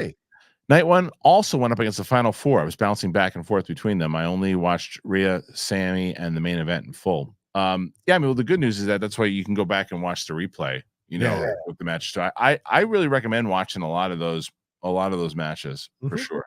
And Stand and Deliver. If you guys ever watched NXT Stand and Deliver, there was like four really great matches in Stand and Deliver. So especially Trick and Carmella. That was fucking excellent. Yeah. Alexis Naranjo. When Roman gets kicked out of the new family, will he become the face that we always wanted? And will Triple H do what Vince couldn't do and make Roman a true hero? Yeah, I think that as John was saying, that'll happen. I think the bloodline is over. There's no one to be the face of the bloodline. And Solo's not ready. Jimmy's not ready. Paul is going to leave and go with Gunther, I think. And so I don't see the points. Yeah. I don't think he's going with Gunther. You don't think so? You don't think he's going to Imperium? That's another faction. Who Paul you're talking about Heyman. Paul Heyman's going to go with Brock Baker. Or Braun Breaker. Breaker. Yeah. Oh, interesting. Braun Breaker. Because Braun, that could be great. Because all Braun's doing right now is barking. Yeah. And he's just bark. He's an incredible force, but he ain't a mic guy yet. And delivering spears that are like something out of fucking Avengers with the fucking Tilda Swinton knocking your soul out of your body, man. And he's running at 1,000 miles an hour in the ring. I mean, he is so insane to watch. He needs a Paul Heyman. Gunther don't need Paul Heyman. You're 100% right, bro. I would love to see, and I think they even had an interview. I think they even had a quick scene or something where Paul's got to get a hold of Brock. I mean, Brock, keep saying Braun. He's got to get a hold of him because I think he can really craft that guy's got something. He's got something. Now, 100%. But is it a Jade thing also? Like, how good's he gonna be on the mic? Because I love Rick Steiner, but you can't just keep barking and that's all you got. You can't just bark. You got to see more. And I'm not saying that's all he has, but like that guy to me could be a megastar. Yeah. Okay, Matt Sinister McCall. Could Rob Zombie be the one using the leaf blower? Maybe, because that's going to be the big reveal when I move. Is that it was Rob Zombie the whole time? Okay, there's more coming in. Again, guys, we're here until the last question. So if you have anything that you want to hear us talk about that we haven't talked about in general, let us know. All right, here you go, John. Hey, let's go, Lopez. What are your thoughts on AEW releasing the All-In thing between Punk and Perry? I think it's sad and pathetic, and it's going to prove that Punk was right about AEW and Tony. Yeah, it is pretty sad. It's like it's such a ego thing where your ego is hurt that Punk talked during that interview, and now you're like, okay, well, watch this. It's like, let it go, man. Yeah. Let it go. This is a massive mistake if Khan does this. I hope he rethinks this and doesn't do this. I like Tony. I've interviewed Tony on the show on Strong Style. He was great. But like, this is a multi-millionaire, bordering on billionaire, punching down to a guy. Yes, Punk has his money, but Punk's a blue-collar guy. And to do this is a massive mistake. This was clearly a toxic relationship. And we only like to see scenes of toxic relationships in movies, TV shows, or wrestling scenes. If you're going to show me real stuff, I think people are going to be very turned off by this. The AEW lovers are going to jack off over it, but like the actual mainstream wrestling fans are going to feel icky about it. They're not going to want to watch it. And I think Tony should have just told Ariel, I want to come on your show, contradict some of the things that Punk said, and give my version of events. That's better. The smarter move. That's the classier move, don't you think? Much better. He's like, So, and because the answer to that is, well, maybe legally he can't, but he can release footage. Yeah, that's nuts. It's like what are we talking about here? And Mercedes, get the fuck out of there. You are drowning 700,000 people watching. That's what you came back for? Well, I mean, if the contract is big enough and she can basically do what they did in the WCW, is just take care of yourself and until you can get healthier and then come back. All right. She's gonna want to. They're gonna offer. She's totally coming back in a year, bro. Yeah. What about MJF? What's his deal? He's got to go. I mean, it's time. He's got to go. That guy over. You got to bring that guy over in his prime, not later. You got whatever. You got to break the bank to bring him. You got to, for sure. Yeah. Mr. Penguin, can you guys see Gunther winning Money in the Bank? No, because he doesn't need it. Yeah, he doesn't need it. He doesn't need it. Like he's already a huge star. So like, when is that Money in the Bank? So in the next couple months? He's a walking number one contender. You don't need to put the case on him. Yeah. My buddy, Matt Bull. If you were Seth, would you slap the piss out of Cody since Seth sacrificed so much due to Cody Crybaby's pissing and moaning until he got the belt? I mean, it seems like they might go that way, but like, Yeah. where's the? It's just if I'm any wrestler right now, it's like part of me. I don't want to be in a feud with Cody, and then I do because of the shine. Yeah. But you're losing. Anybody that goes up against Cody right now is losing, and you should have Cody. I will agree with somebody what they said, by the way, and I want to make it clear when I talked about the belts longer runs. Not everybody should have long runs because someone correctly said it takes away the unpredictability. Is if you know everybody's gonna have a long run, then it's like, oh, okay, that's what they used to do back in the day. You knew that you're only going to keep the title until WrestleMania, so they weren't going to lose it on Raw. They weren't going to lose it on the next pay-per-view. Right. So I don't disagree with that. I'm just saying that keep longer runs a thing, because that brings validity to the championship. For certain people. Yeah. Yeah. 100%. Yeah. So I reject the premise of Matt Bull's question.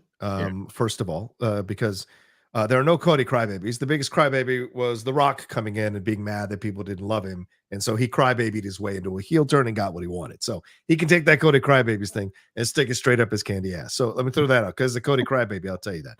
Second thing is Matt Bull is a Cody crybaby as well, by the way. Oh, okay. All right. Then say that in the post. Say you're a self-professed. I know he's a friend of mine, so I know for a fact that he is. Good. Yeah. Then I'll say this. Seth, as I said, that ending of the main event laid the groundwork for all these storylines that are coming. You have a lot of games you can play now.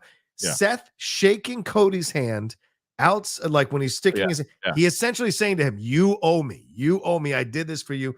You owe me." That's going to pay dividends down the road. So there will be a Seth Cody program that is going to be incredible once they decide how they want to play that out. So I'm looking forward. Staying away from Seth and Punk for now, because Punk will be. Punk didn't even pay any attention to Seth really at all during the match. It was all Drew and Seth. Yeah, I mean, sorry, Drew and Punk. Yeah, the whole time, and that's the program there with those two. So where does Seth go right now? It's a good question. I think it takes a break for a little bit, just like Becky's doing. Becky lost to Rhea because she's going to go on a break. I'll tell you this right now. I think that was one of the final matches we're going to see Becky Lynch in. Think so? I think look how skinny she is, bro. She is thinned down so much. And I think she wants to make the jump into acting. And I think that's the next thing. And acting, I think she loves being a mom too. And she that too. She wants to be home. So maybe there's stuff she can do. Plus, she's got the book the biography's out now. She's gonna go on book tours. So she takes a break, takes care of her body, and she did what she had to do. Yeah. She was one of the biggest match. She was one of the biggest stars in WWE, not just women's stars. She's one of the biggest stars in during like that 2018, 2019 run that she had. She was like, they were like comparing to like Stone Cold of the women's division. No one's going to duplicate that. No, that was amazing what she did. So, she deserves it in the same way that Charlotte has taken a break. Yeah. She'll be back soon, right? Very soon. She's recovering from the injury. She'll be back very soon. Yeah. Okay. So this is Renee Reyes. Hey, what do you think is the next step for The Rock in the WWE? John, I'll let you take this one. He is the on the board of directors, bro. The next spot is him making a lot of money off the WWE, working towards that Netflix stuff. So I think that's his overall goal is the direction of the WWE, him and Triple H, and of course Ari Emanuel and Nick Khan deciding where they want to go with it. So I think that's his focus. To bring him back as an on-camera character for an extended 8 months or a year, I think is a mistake because eventually people are going to get tired of it. And I think The Rock now, people say he's going to take over the bloodline. I don't think that's going to happen at all. Maybe there's a little bit of stuff from the next few weeks, but I think eventually he's going to transition back to where he was because he wants to be a Hollywood superstar. He wants to start making his movies again. And so I think it served its purpose in the end. Yeah. Well, tonight will be interesting to see what happens. Yeah. Right. Raw after Mania. Yeah. Absolutely. Matt Sinister McCall. Will Rhea have a Roman title run? She's awesome. I mean, she could. The only person I think right now that I could see or could take the title from her eventually, if she gets better on the mic and the ring, is Jade. But she's got to get better on the mic and the ring because she's physically can hang with Rhea realistically. And I think other people will say Bianca, but I think Bianca in the same argument, she had a good run. She can still have another run. She's still young. But she can still, but I think that if you look at star power to me, why would I give Bianca became like a massive star and was like, and then they did her dirty when she lost the title. It was to Becky, right? 28 seconds at SummerSlam. Horrific. That was horrific. It was a really bad move. But she got to a place where she was up here. Yep. This is how the WWE works. then you find someone that just goes here. Yeah. And why in the world do you want to take someone who this is a good level to be at, but it ain't here? And that's where Rhea is right now. And unless it's one of these things where they're like trading titles in the way that they did, like, Shawn and Brett did. Oh, yeah. Yeah, I don't think we see Rhea and Bianca until next WrestleMania. I think that's the matchup. Rhea and Bianca next WrestleMania. We'll see what you do with Jade. Maybe you're right. Maybe there's a Jade in the middle of the year. But I think for me, it's going to be Rhea Bianca next year. And I think Bianca takes the title off of her, which would be great. Yeah. So, but yeah, I mean, it'll be interesting. It'll be interesting to see how they build that up. Mike Joyce, I can't believe states declared a state of emergency because of all the people traveling for the eclipse. Do you know anyone that traveled to see it? No, I don't. Yeah, I saw it on the news this morning. I didn't even realize. Bro, I could give a fuck. I don't care about the eclipse at all. It'll be over before you know. People always make a big thing out of it in the same way they made Y2K and all that stuff. Yeah. So it was like the end of the world. If it is, I had a good run. Hey, we had a good run. Maybe we deserve the world to end. Go ahead. Yeah, it's true. I'm trying to think. Okay, here's another Tim, our good buddy Tim Sim. Love Tim. Hey, Tim. One of the best manias I've seen in a while. Night one was very good, minus the Usos, but night two stole the show. WWE for me is back, and AEW is in deep danger if they show that all-in Punk Perry footage after yesterday's Mania. Yeah, it would be really stupid. It'd be really. It's okay to just say, "Just kidding." Yeah, it's like, and Perry has been suspended for 6 months. He hasn't even been on. So you're not even defending Perry. I just don't understand the logic in putting that up there. It makes no sense. Don't do it, Tony. It's bruised ego, and it's stupid. Yeah. It's so stupid. It's like, what are you doing? Why would you what's the point of doing that? What is the point of doing this? Don't they have advisors over there? They do. They're called Adam Cole and Britt Baker, and they have no fucking idea what they're doing over there with that shit. It's such a massive mistake. It's small potatoes thinking, and they're gonna get crushed for it. You know this, Kristian. That's the thing. Listen, one of the smart things about Kristian Oliphant, he hates when I kiss his ass, but I'll tell you the truth because I don't like to kiss his ass. But here's the fucking truth. Kristian never plays small balls. He never plays small potatoes. He doesn't. Even when the temptation is there to play small potatoes, and at times I've pushed him to play small potatoes, he doesn't do it. He's smart about this stuff. Me, I don't give a fuck. I'll play big or small potatoes. But that's the difference. And the way you succeed and get more people to be on your side of things, and we get more people to watch your stuff or be a part of your stuff, whatever you're doing, is to not play small potatoes because the temptation is there to do that. You got to play in bigger fields and understand there's a bigger picture. And I think Tony's going to make a massive mistake if he drops that video. It'll be bad. It'll be bad if he does that. It just makes no sense. It's like, just move on because that, like, in the way that the internet works. Yes, we know Punk like lit them up with that interview because he was being honest. He didn't even want to do it. He didn't even want to talk about how he is. He was free flowing and talking. Yeah. But people are talking about WrestleMania right now. They're not talking about that interview. Nobody cares about the interview anymore. Caring about that interview anymore. Right. And 100%. It's like, it's over. And it's like, you're like, what are you trying to prove? Because AEW, when they were really hot, the WWE was still in Vince mode, and they were flailing. They ain't there anymore. They're in the hottest spot that they can be in right now. You are throwing pebbles at the sun. Yeah. What are you doing? Exactly. Lucky BX. Your guys' WWE reactions renewed my interest in wrestling, and then things got hot the last couple of weeks. You guys disappeared. What happened? Well, I actually did a full special, 2-hour special on WrestleMania with Kathy Kelly, who brought back the Slammies, and Chris Van Lee. Yeah. So I'm still doing it. I did 9 hours of content this weekend. What are you fucking talking about, man?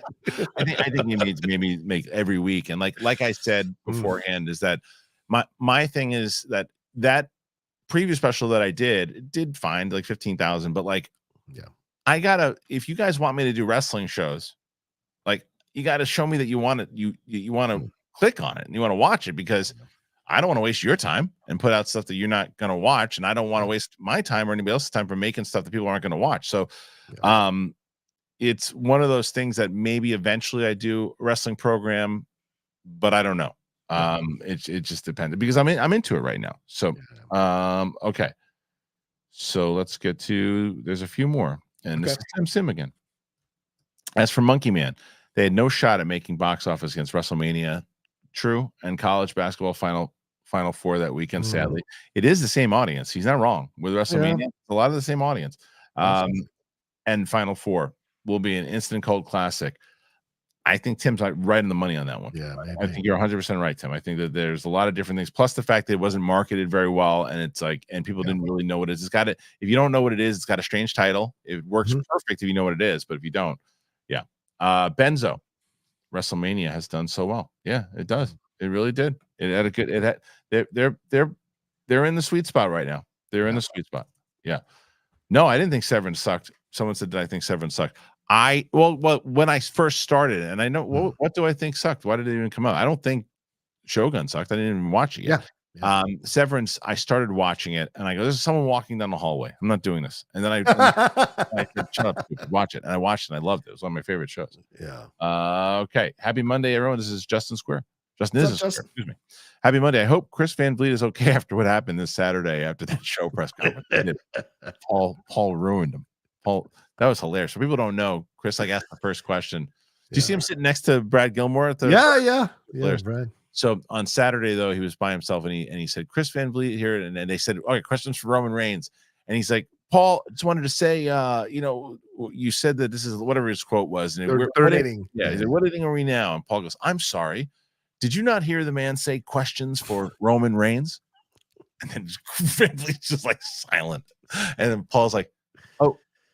Are we having a conversation here, or is that your question?" And then he finally asked a question to Roman, and Roman's like, "Next question." And he's ignored it. Poor bastard. He said, "Acknowledge me first," and then said, "Next question." Yes, that's right. hilarious. Yeah, hilarious. Have you ever had a bad celebrity encounter? Yeah, sure, definitely. That's it. Yeah, for sure. Okay. You're not getting that for $2. That's for fucking sure. Yeah, Aaron. You guys have to watch Taskmaster with Greg Davies. It's something you guys will love. What is that? What is that? I don't know what that is. I don't know what it is. Not sure. Taskmaster. You're looking it up? Yeah, I'll look it up real quick. Yeah, look that up. Tony Khan's dealer. It's hilarious. Cody has zero charisma. You will see how boring it is. Tony, come on. Stop that. Come on. Daniel Breen, have you guys seen the Maxine trailer? No. What is that? Yeah, I'm doing it. I'm releasing the trailer reaction later on in the afternoon after the show. So yeah, it's the third installment of the T West horror thing with Pearl and X. Okay. So yeah, with Mia Goth. Also, the Taskmaster thing is a thing from the UK with Greg Davies, who's a very funny British comedian. Oh, okay. Good. Fabrice, biggest heel turn in YouTube history is that time the host told the other co-host he would watch Shogun and then ignored it for the next 8 weeks. That's true. Absolutely true. That's the steel chair against my back. Everybody wearing the shield. Everybody gets mad at me. For sure. Did you watch Braun, by the way, on NXT? Braun Breaker? Yeah. Did he cut promos there? Yeah, he's fine on the mic, brother. He's fine. Yeah. Tony Khan's dealer. What are your thoughts on Roman's future in movies?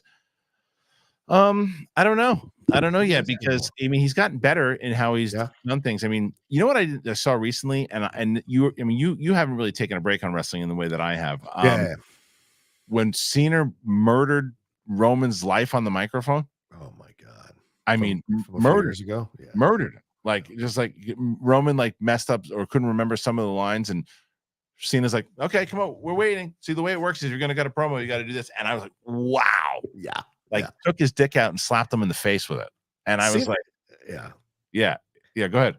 People have respect for Cena in the Maivia family, but they don't like him in the Maivia because he also called out Rock for writing on his promo on his wrist that one time too. So Cena has gotten both of these guys in the Maivia family, so I think it's hilarious. Yeah, but as far as Roman's future in movies, I mean, he's got the look. Yeah, he looked great. The night 1 and night 2, he looked, and he didn't look too big. He looked phenomenal. He could be. I could see them basically doing what they did with The Rock to say, like, all right, you know what we're gonna do? We're gonna give you like a $30 million action movie, and let's see how you do with it. Like a hardcore action movie. Let's see how you do with it. Yeah. I'd love to see that for him. I'd love to see that. Sure. Batista might have been the template too, because Roman's got some nice vulnerability. And I don't know that The Rock's ever had that, except for maybe in Snitch or Hitch, whatever there was. Snitch. Snitch, yeah. But other than that, we haven't seen much of Rock's vulnerability. So I think Roman has that within him. And so we'll see down the road. Benzo, Rock will be the face of the bloodline. They just signed Jacob Fatu this weekend, another member of the bloodline who's really good. Do you know anything about Jacob Fatu? Yeah, Fatu's great. And it's fun as a young talent, young kid, another generation coming in through that whole bloodline, which is great. but nobody's Roman, bro. Nobody's Roman. So Yeah. and I don't think a part-timer like The Rock isn't going to be someone to keep the bloodline going. It doesn't make sense. You've got to have a leader who fights and also delivers incredible promos and is kind of in that prime. And The Rock is out of his prime, so it doesn't make sense. Hank Pym. I think the backstage footage will be some fake trash that the Bucks taped themselves last week for a joke. Cheap way to try and get ratings. If they're lucky, that would be the smart play. Yeah, probably. That would be the smart play. I mean, they'll get crap for it because that they still were trying to promote it through there because they never really said we're going to show footage of Punk. They just said they're going to show that. So that would be the smart play. And then they can get people yelling at them for trolling and stuff too. That would be smarter than to actually show the real stuff. Agreed. Justin is a square. Can we build a time machine and send Samantha Irvin back to time to announce competitors at a Schmoedown Live event? Oh boy. Here's a highlight for WM for me. I'll leave that. This is all I'll say. I am in the minority. All I hear is how full of a person she is. I think she is, and I've heard that she's just a sweetheart of a human. Super talented. Not for me. The announcing. I'm a Howard Finkel type of guy. And I just it's but people love. I am clearly in the minority. The GOAT Michael Buffer posted a thing about her. People love her. People love the thing that she did at the very end with when she kind of had her real emotion for Cody. I mean, look, she's doing something right because people are talking about her just as much as they're talking about their main eventers. I know you're right. They're talking about her just as much. So she's doing it's just not for me.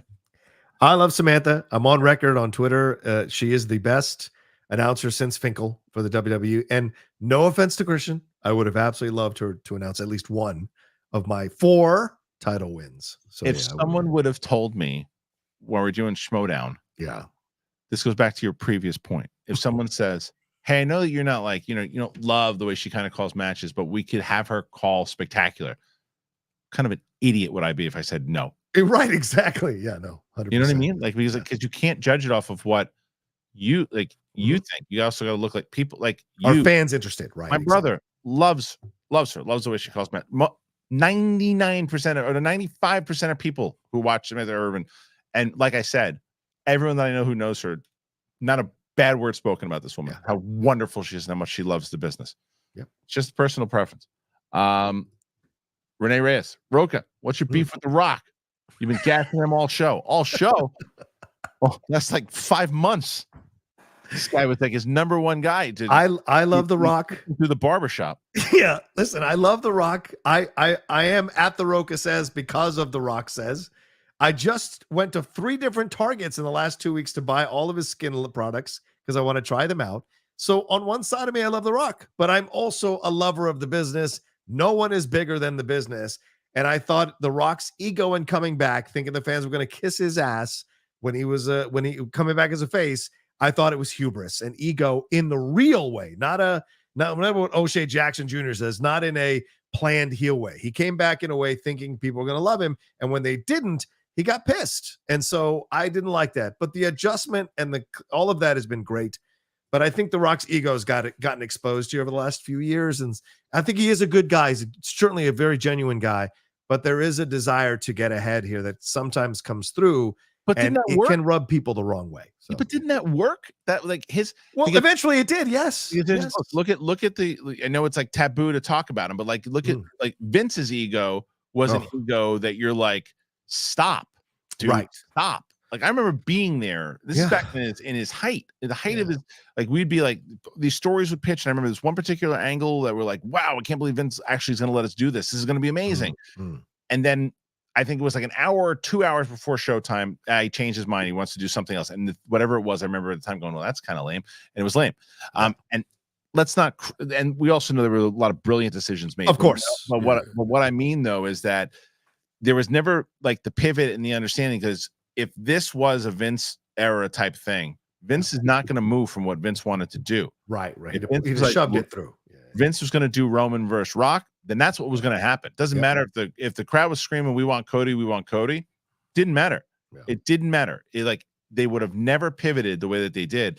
And you also got to give credit to The Rock for saying like, okay, yeah, I mean, I know that maybe back in the day that's what happened, but he went with it and he played with it and he knew that the heel thing was the way to go. I give him credit. I give him a lot of credit. I do. I give him credit too for the change. I agree. And that intro, I tweeted it out. That's how you come back to WrestleMania after 8 years. That intro for him was incredible. The Titantron, dude, all it made me do was miss the Schmodown and like hope we had money one day to come out with like 10 fucking Titantrons playing the Outlaws. But somebody else to run it, though, I'll tell you that. Yeah. Mr. I crap and shit. So I love him. Just got home from watching the Total Eclipse here in Cleveland. WrestleMania 40 was great. Logan Paul needs his ass kicked. He's so good at being a heel. He really is. He's so good at it. Dark Jedi Knight. This was the first WrestleMania I have seen in 15 years. Night 1 was okay, but night 2 made me fall back in love with wrestling again. I love that. That's great. Yeah. It's really great. Renee Reyes, you make a guest appearance on SmackDown or Raw. Which finisher are you using and on what wrestler? I had my own that I used to have as a kid, and I'm so glad no one has ever used this before. The version of the actual move itself, but they've never called this before. It's called the first is the hook, then the line goes all the way up top, and then the sinker, bring him down. Hook, line, and sinker. I used to do that all the time with my brother. I used to smash him. I just do the hook, line, and sinker. That's what I would do. Are you telling me no one's ever used it? I'm surprised. No one's ever called the hook, line, and sinker before. Not that I know. If there's somebody is Doink the Clown, maybe. Doink is the best. I said last night that the stunner and the pedigree are my favorite finishers, but I think I changed my mind because the RKO is my favorite. Like it's kind of a combo of the stunner, but you can hit it from anywhere at any time. Yeah. So I would probably do that, and I'd do that on The Rock just because it would be amazing to be able to hit a move on The Rock, who I do love madly, regardless of my criticisms. King Daddy Goat. Gots to have more wrestling talk. Stock is rising. I mean, look, man, I'm telling you, just like I'll keep trying, and if more people watch it and you click on it, for sure. I mean, look, this one we did decent. You know, almost 1,000 people watching today, so that's good. Nice. Mr. I crap and shits is back. Was hoping that Mike Tyson would show up and take out Logan Paul. Well, if it was Jake, it probably would have happened. And that's going to be very interesting. If these companies were connected, they would have done that, but no, they didn't. Yeah. Hey, Kristian, John, big fan of you guys. Kristian, did you pitch anything when you were a writer? I made it on. Yeah, a lot of my stuff made it on for sure. I did the thing with Saturn with the moppy missing on the back of the carton. Oh God, I remember that. Yeah, that was great. And then I did some stuff with. I did some stuff with the APA. I did some stuff. I have to remember, like, if I went back and watch. I mean, if I went back and watched that time period, I can tell you the things that I wrote and got onto the air. That could be a fun thing for a Patreon. Yeah, I know. Well, yeah, I have to really go through it. Yeah. Matt Boyle, where do you see Randy Orton going forward? That's a good call. But maybe a thing with Darian with Priest. Yeah, maybe. Yeah, I think Randy is great, and I think Randy will put people over, and he's in that stage of his career now, and he seems to be having a really good time. And if you guys haven't watched him and Punk, they just released a video a couple of days ago where they watched their WrestleMania match. It is such a great time, and it's two older dudes talking about therapy, talking about the hubris they had as young men and how they're older now and really want to like accept and love each other. It's a fantastic watch. So, and they talk about the match as well, obviously, but it's a great watch to see that. So Randy's like very much about putting everybody over and which is great. Yeah, and I love Asking 420 thoughts on Heyman's GOAT speech. It was epic. Yeah, he's the best. He's the best. I'm trying to get him on the show. He was the one guy. Really? Well, remember he was great to me when I was there. He was the one guy, like, as much as I won't speak to anything as far as a persona wise, but like Bruce Pritchard did not like me. He did not like me, and he was not nice to me. I don't like Bruce at all. Well, I can't speak on him, just the fact that like he just didn't like me. But Paul Heyman did. Paul Heyman, like when I got in there and I did my full interview with them. Yeah. I remember afterwards, after I kind of got the gig, Paul's like, "Come here, I want you to try something. I got a feeling about you." And he said, "Put these on." They made me call a match. Wow. And I blew it. Okay. But he still, which is ironic, is that years later I started doing this. Before I was doing this, before I was doing any of this stuff, before I was calling Schmodown matches, before I was doing in front of the mic, in front of YouTube and stuff. Like he's got that instinct to where like he knows what and this is from seeing me talking in a room. Yeah. He had an energy. And he knew what I could do. Right. And he was very kind to me. And I reached out to him not too long ago because we follow each other on Twitter and Instagram. And I was talking to him and he's like, and I said, well, I asked him one time to do something. He's like, when we do something, I want it to really count. And I was like, I just love how he talks to people. Yeah. I love Paul Heyman. I'm so glad that he did what he had. He's smart. Yeah, Ryan Satin swears by him as well. He says they have a great relationship. I love Paul Heyman. Yeah. Broadway Joe, who's the face and the heel in the Roman Rock program? There's money in face Roman. I think that's where you go, because I was under that double agent thing for a while. Totally. And then I think that they just realized how much money is in heel Rock that they kept it. Yeah, I mean, my concern is, will he be able to go a full one-on-one match with Roman? That's and by the time you get it, he's going to be 6 months older probably. So I just get concerned about it. So I don't know if we're ever going to see Rock versus Roman. I really don't know if we're. I don't know. Maybe. King Daddy Goat, new WWE title unveiled tonight. I hope so. That'd be great. The Wing Eagle be amazing. Yeah. Tony Khan's dealers, Blade ever coming out? MCU doesn't care anymore. Yeah, it's supposed to come out. I think it will. I think it's too big of a thing now for sure. Ryan is doing the Blade movie anyway, whether you like it or not. He's doing it over there at the other place. Francisco Lopez, Rocha, is there any chance you're going to do strong styles for WrestleMania topics to cover with the boys? It depends. Chris Burns was there at WrestleMania both the whole weekend. He's got a lot going on. Aaron, it might be available. So we're trying to figure it out. If we do it this week, it'll be either tomorrow or Wednesday. And if we don't get it by tomorrow or Wednesday, I don't think we're going to do it. So just letting you know, that's the situation there. But we're all just so busy. It's hard to figure out the schedules and stuff. So yeah. Chris Miner, Samantha Irvin, last night made her the GOAT for me. Over Howard Finkel? Come on. There are people saying that on social media. Finkel, because of one night? Come on. Over Howard Finkel? Look at Chris right now. This is the face. Even if you want to put her at number 2, you can put her at 2. It's not better than Howard Finkel. That's nuts. That's nuts. And new. You would emphasize the new, and you just felt it in your gut. Come on, better than Howard Finkel. Get out of here with that. Casey Mack, thoughts on April 1st on April's as champion? What? Not sure. Right now, I'm not a fan, but I'm willing to give it a chance. It will not surprise me if they give the title back to Drew. April. He means Damian Priest. Oh, Damian Priest. Priest the champion. Right now, I'm a fan, but I'll give it a chance. If they give do you think Drew could take the title back? It depends on how they book it. It depends on how he handles having the title over the last few months. So, because I think Damian Priest, people have been waiting for him the title. People love him. Triple H loves Damian Priest. So I think he's going to give him an extended run. And so you think Drew is going to win the title back, and he doesn't. Remember, these are long games. Drew eventually will get the title back. It may not be as quickly as people want it to happen. And he's still got to do that Punk program. So I think we're a while away from seeing. It's going to be a bit. It's Drew having the belt. I'm very curious to is there any world where, how long does Judgment Day stick together, do you think?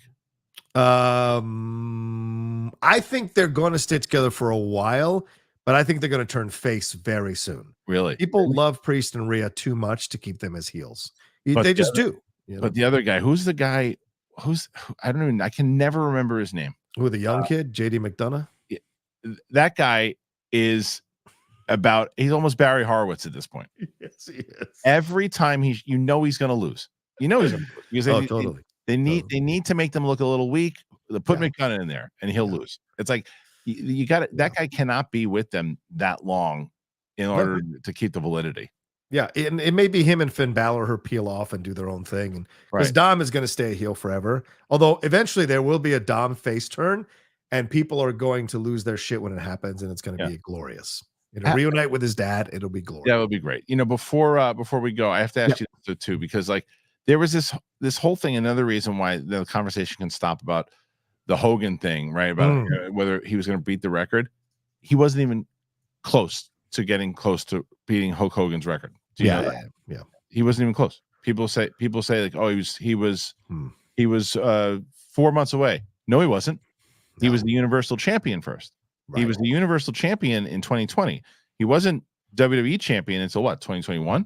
Yeah.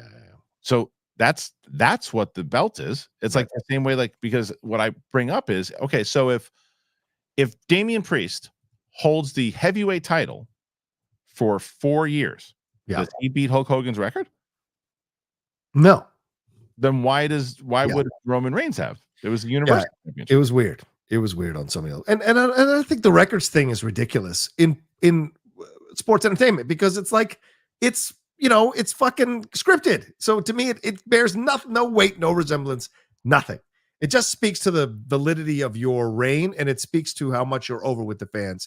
But I think there are title runs that were shorter that are much more memorable than longer title runs. So I think the record stuff is irrelevant, to be honest with you, because someone else is deciding whether you can win those records and be a champion for so long. So look at Gunther. Gunther shattered my heart when he broke Honky Tonk's record. Yes, right. Yeah, I thought that record was going to stand forever. Yeah, so did Honky, I'm sure. He was, they did Honky dirty, by the way. They always do, dude. They really did him dirty. Like, so they were talking about Gunther's reign, and they were showing like all the Intercontinental champions, and they gave Honky a half a second shot in that promo. And I'm like, are you kidding me? This was the longest reign. This is the guy he beat. This is the record that he beat. Yeah. Love Honky Tonk. I agree. I loved Honky Tonk. He was such a great villain and turned that into some absolute nonsense. All right. Well, we did it. Thanks, guys, for joining us here today. John, where can the good people find you? Yeah, you can always find me at The Rocha Says on Twitter, Instagram, and TikTok. But my YouTube channel is where I'm really, really focused on everyone coming and hanging out there. YouTube.com/John Rocha Says. Please go and subscribe there, or type the Outlaw Nation and John Rocha, and my YouTube channel will pop up. Really want to get to 50,000 by the end of the year. Would love for you all to come aboard and help me do that. So if you haven't subscribed to the channel, go and check out all the stuff there. The Hot Mic, the Jedi Way, my trailer reactions, the Geek Buddies, my reviews, all that stuff is there. New stuff coming as well to the channel. So go and check it out there. And then my podcast, the Cinephiles, the Geek Buddies, and the Hot Mic, they're all separate podcast feeds that you can subscribe to as well. So thank you. Thanks, Kristian. Thanks to everybody. Love you guys. Happy Monday. Enjoy yourselves, and I'll see you next week. Peace. Thank you, John. And thank you guys for joining us here today on this long episode of The Big Thing WrestleMania special. Thanks for everybody who threw in the questions. Thanks for John for being here. And we'll be back tomorrow, man. UAP Tuesdays. It's a big one for me tomorrow. I got Danny Sheehan on the show tomorrow, so make sure you come check that out if you're into the phenomenon. I also do Down to Earth with Christian Harloff that you can find there. You can find every one of our shows on Apple Podcast, Spotify, all that and more. If you haven't joined Patreon, check it out. And as I mentioned before, if you want to help out the show, sponsors, man, that's how you do it. Thanks, everybody, and we'll see you guys on the flip side. Bye.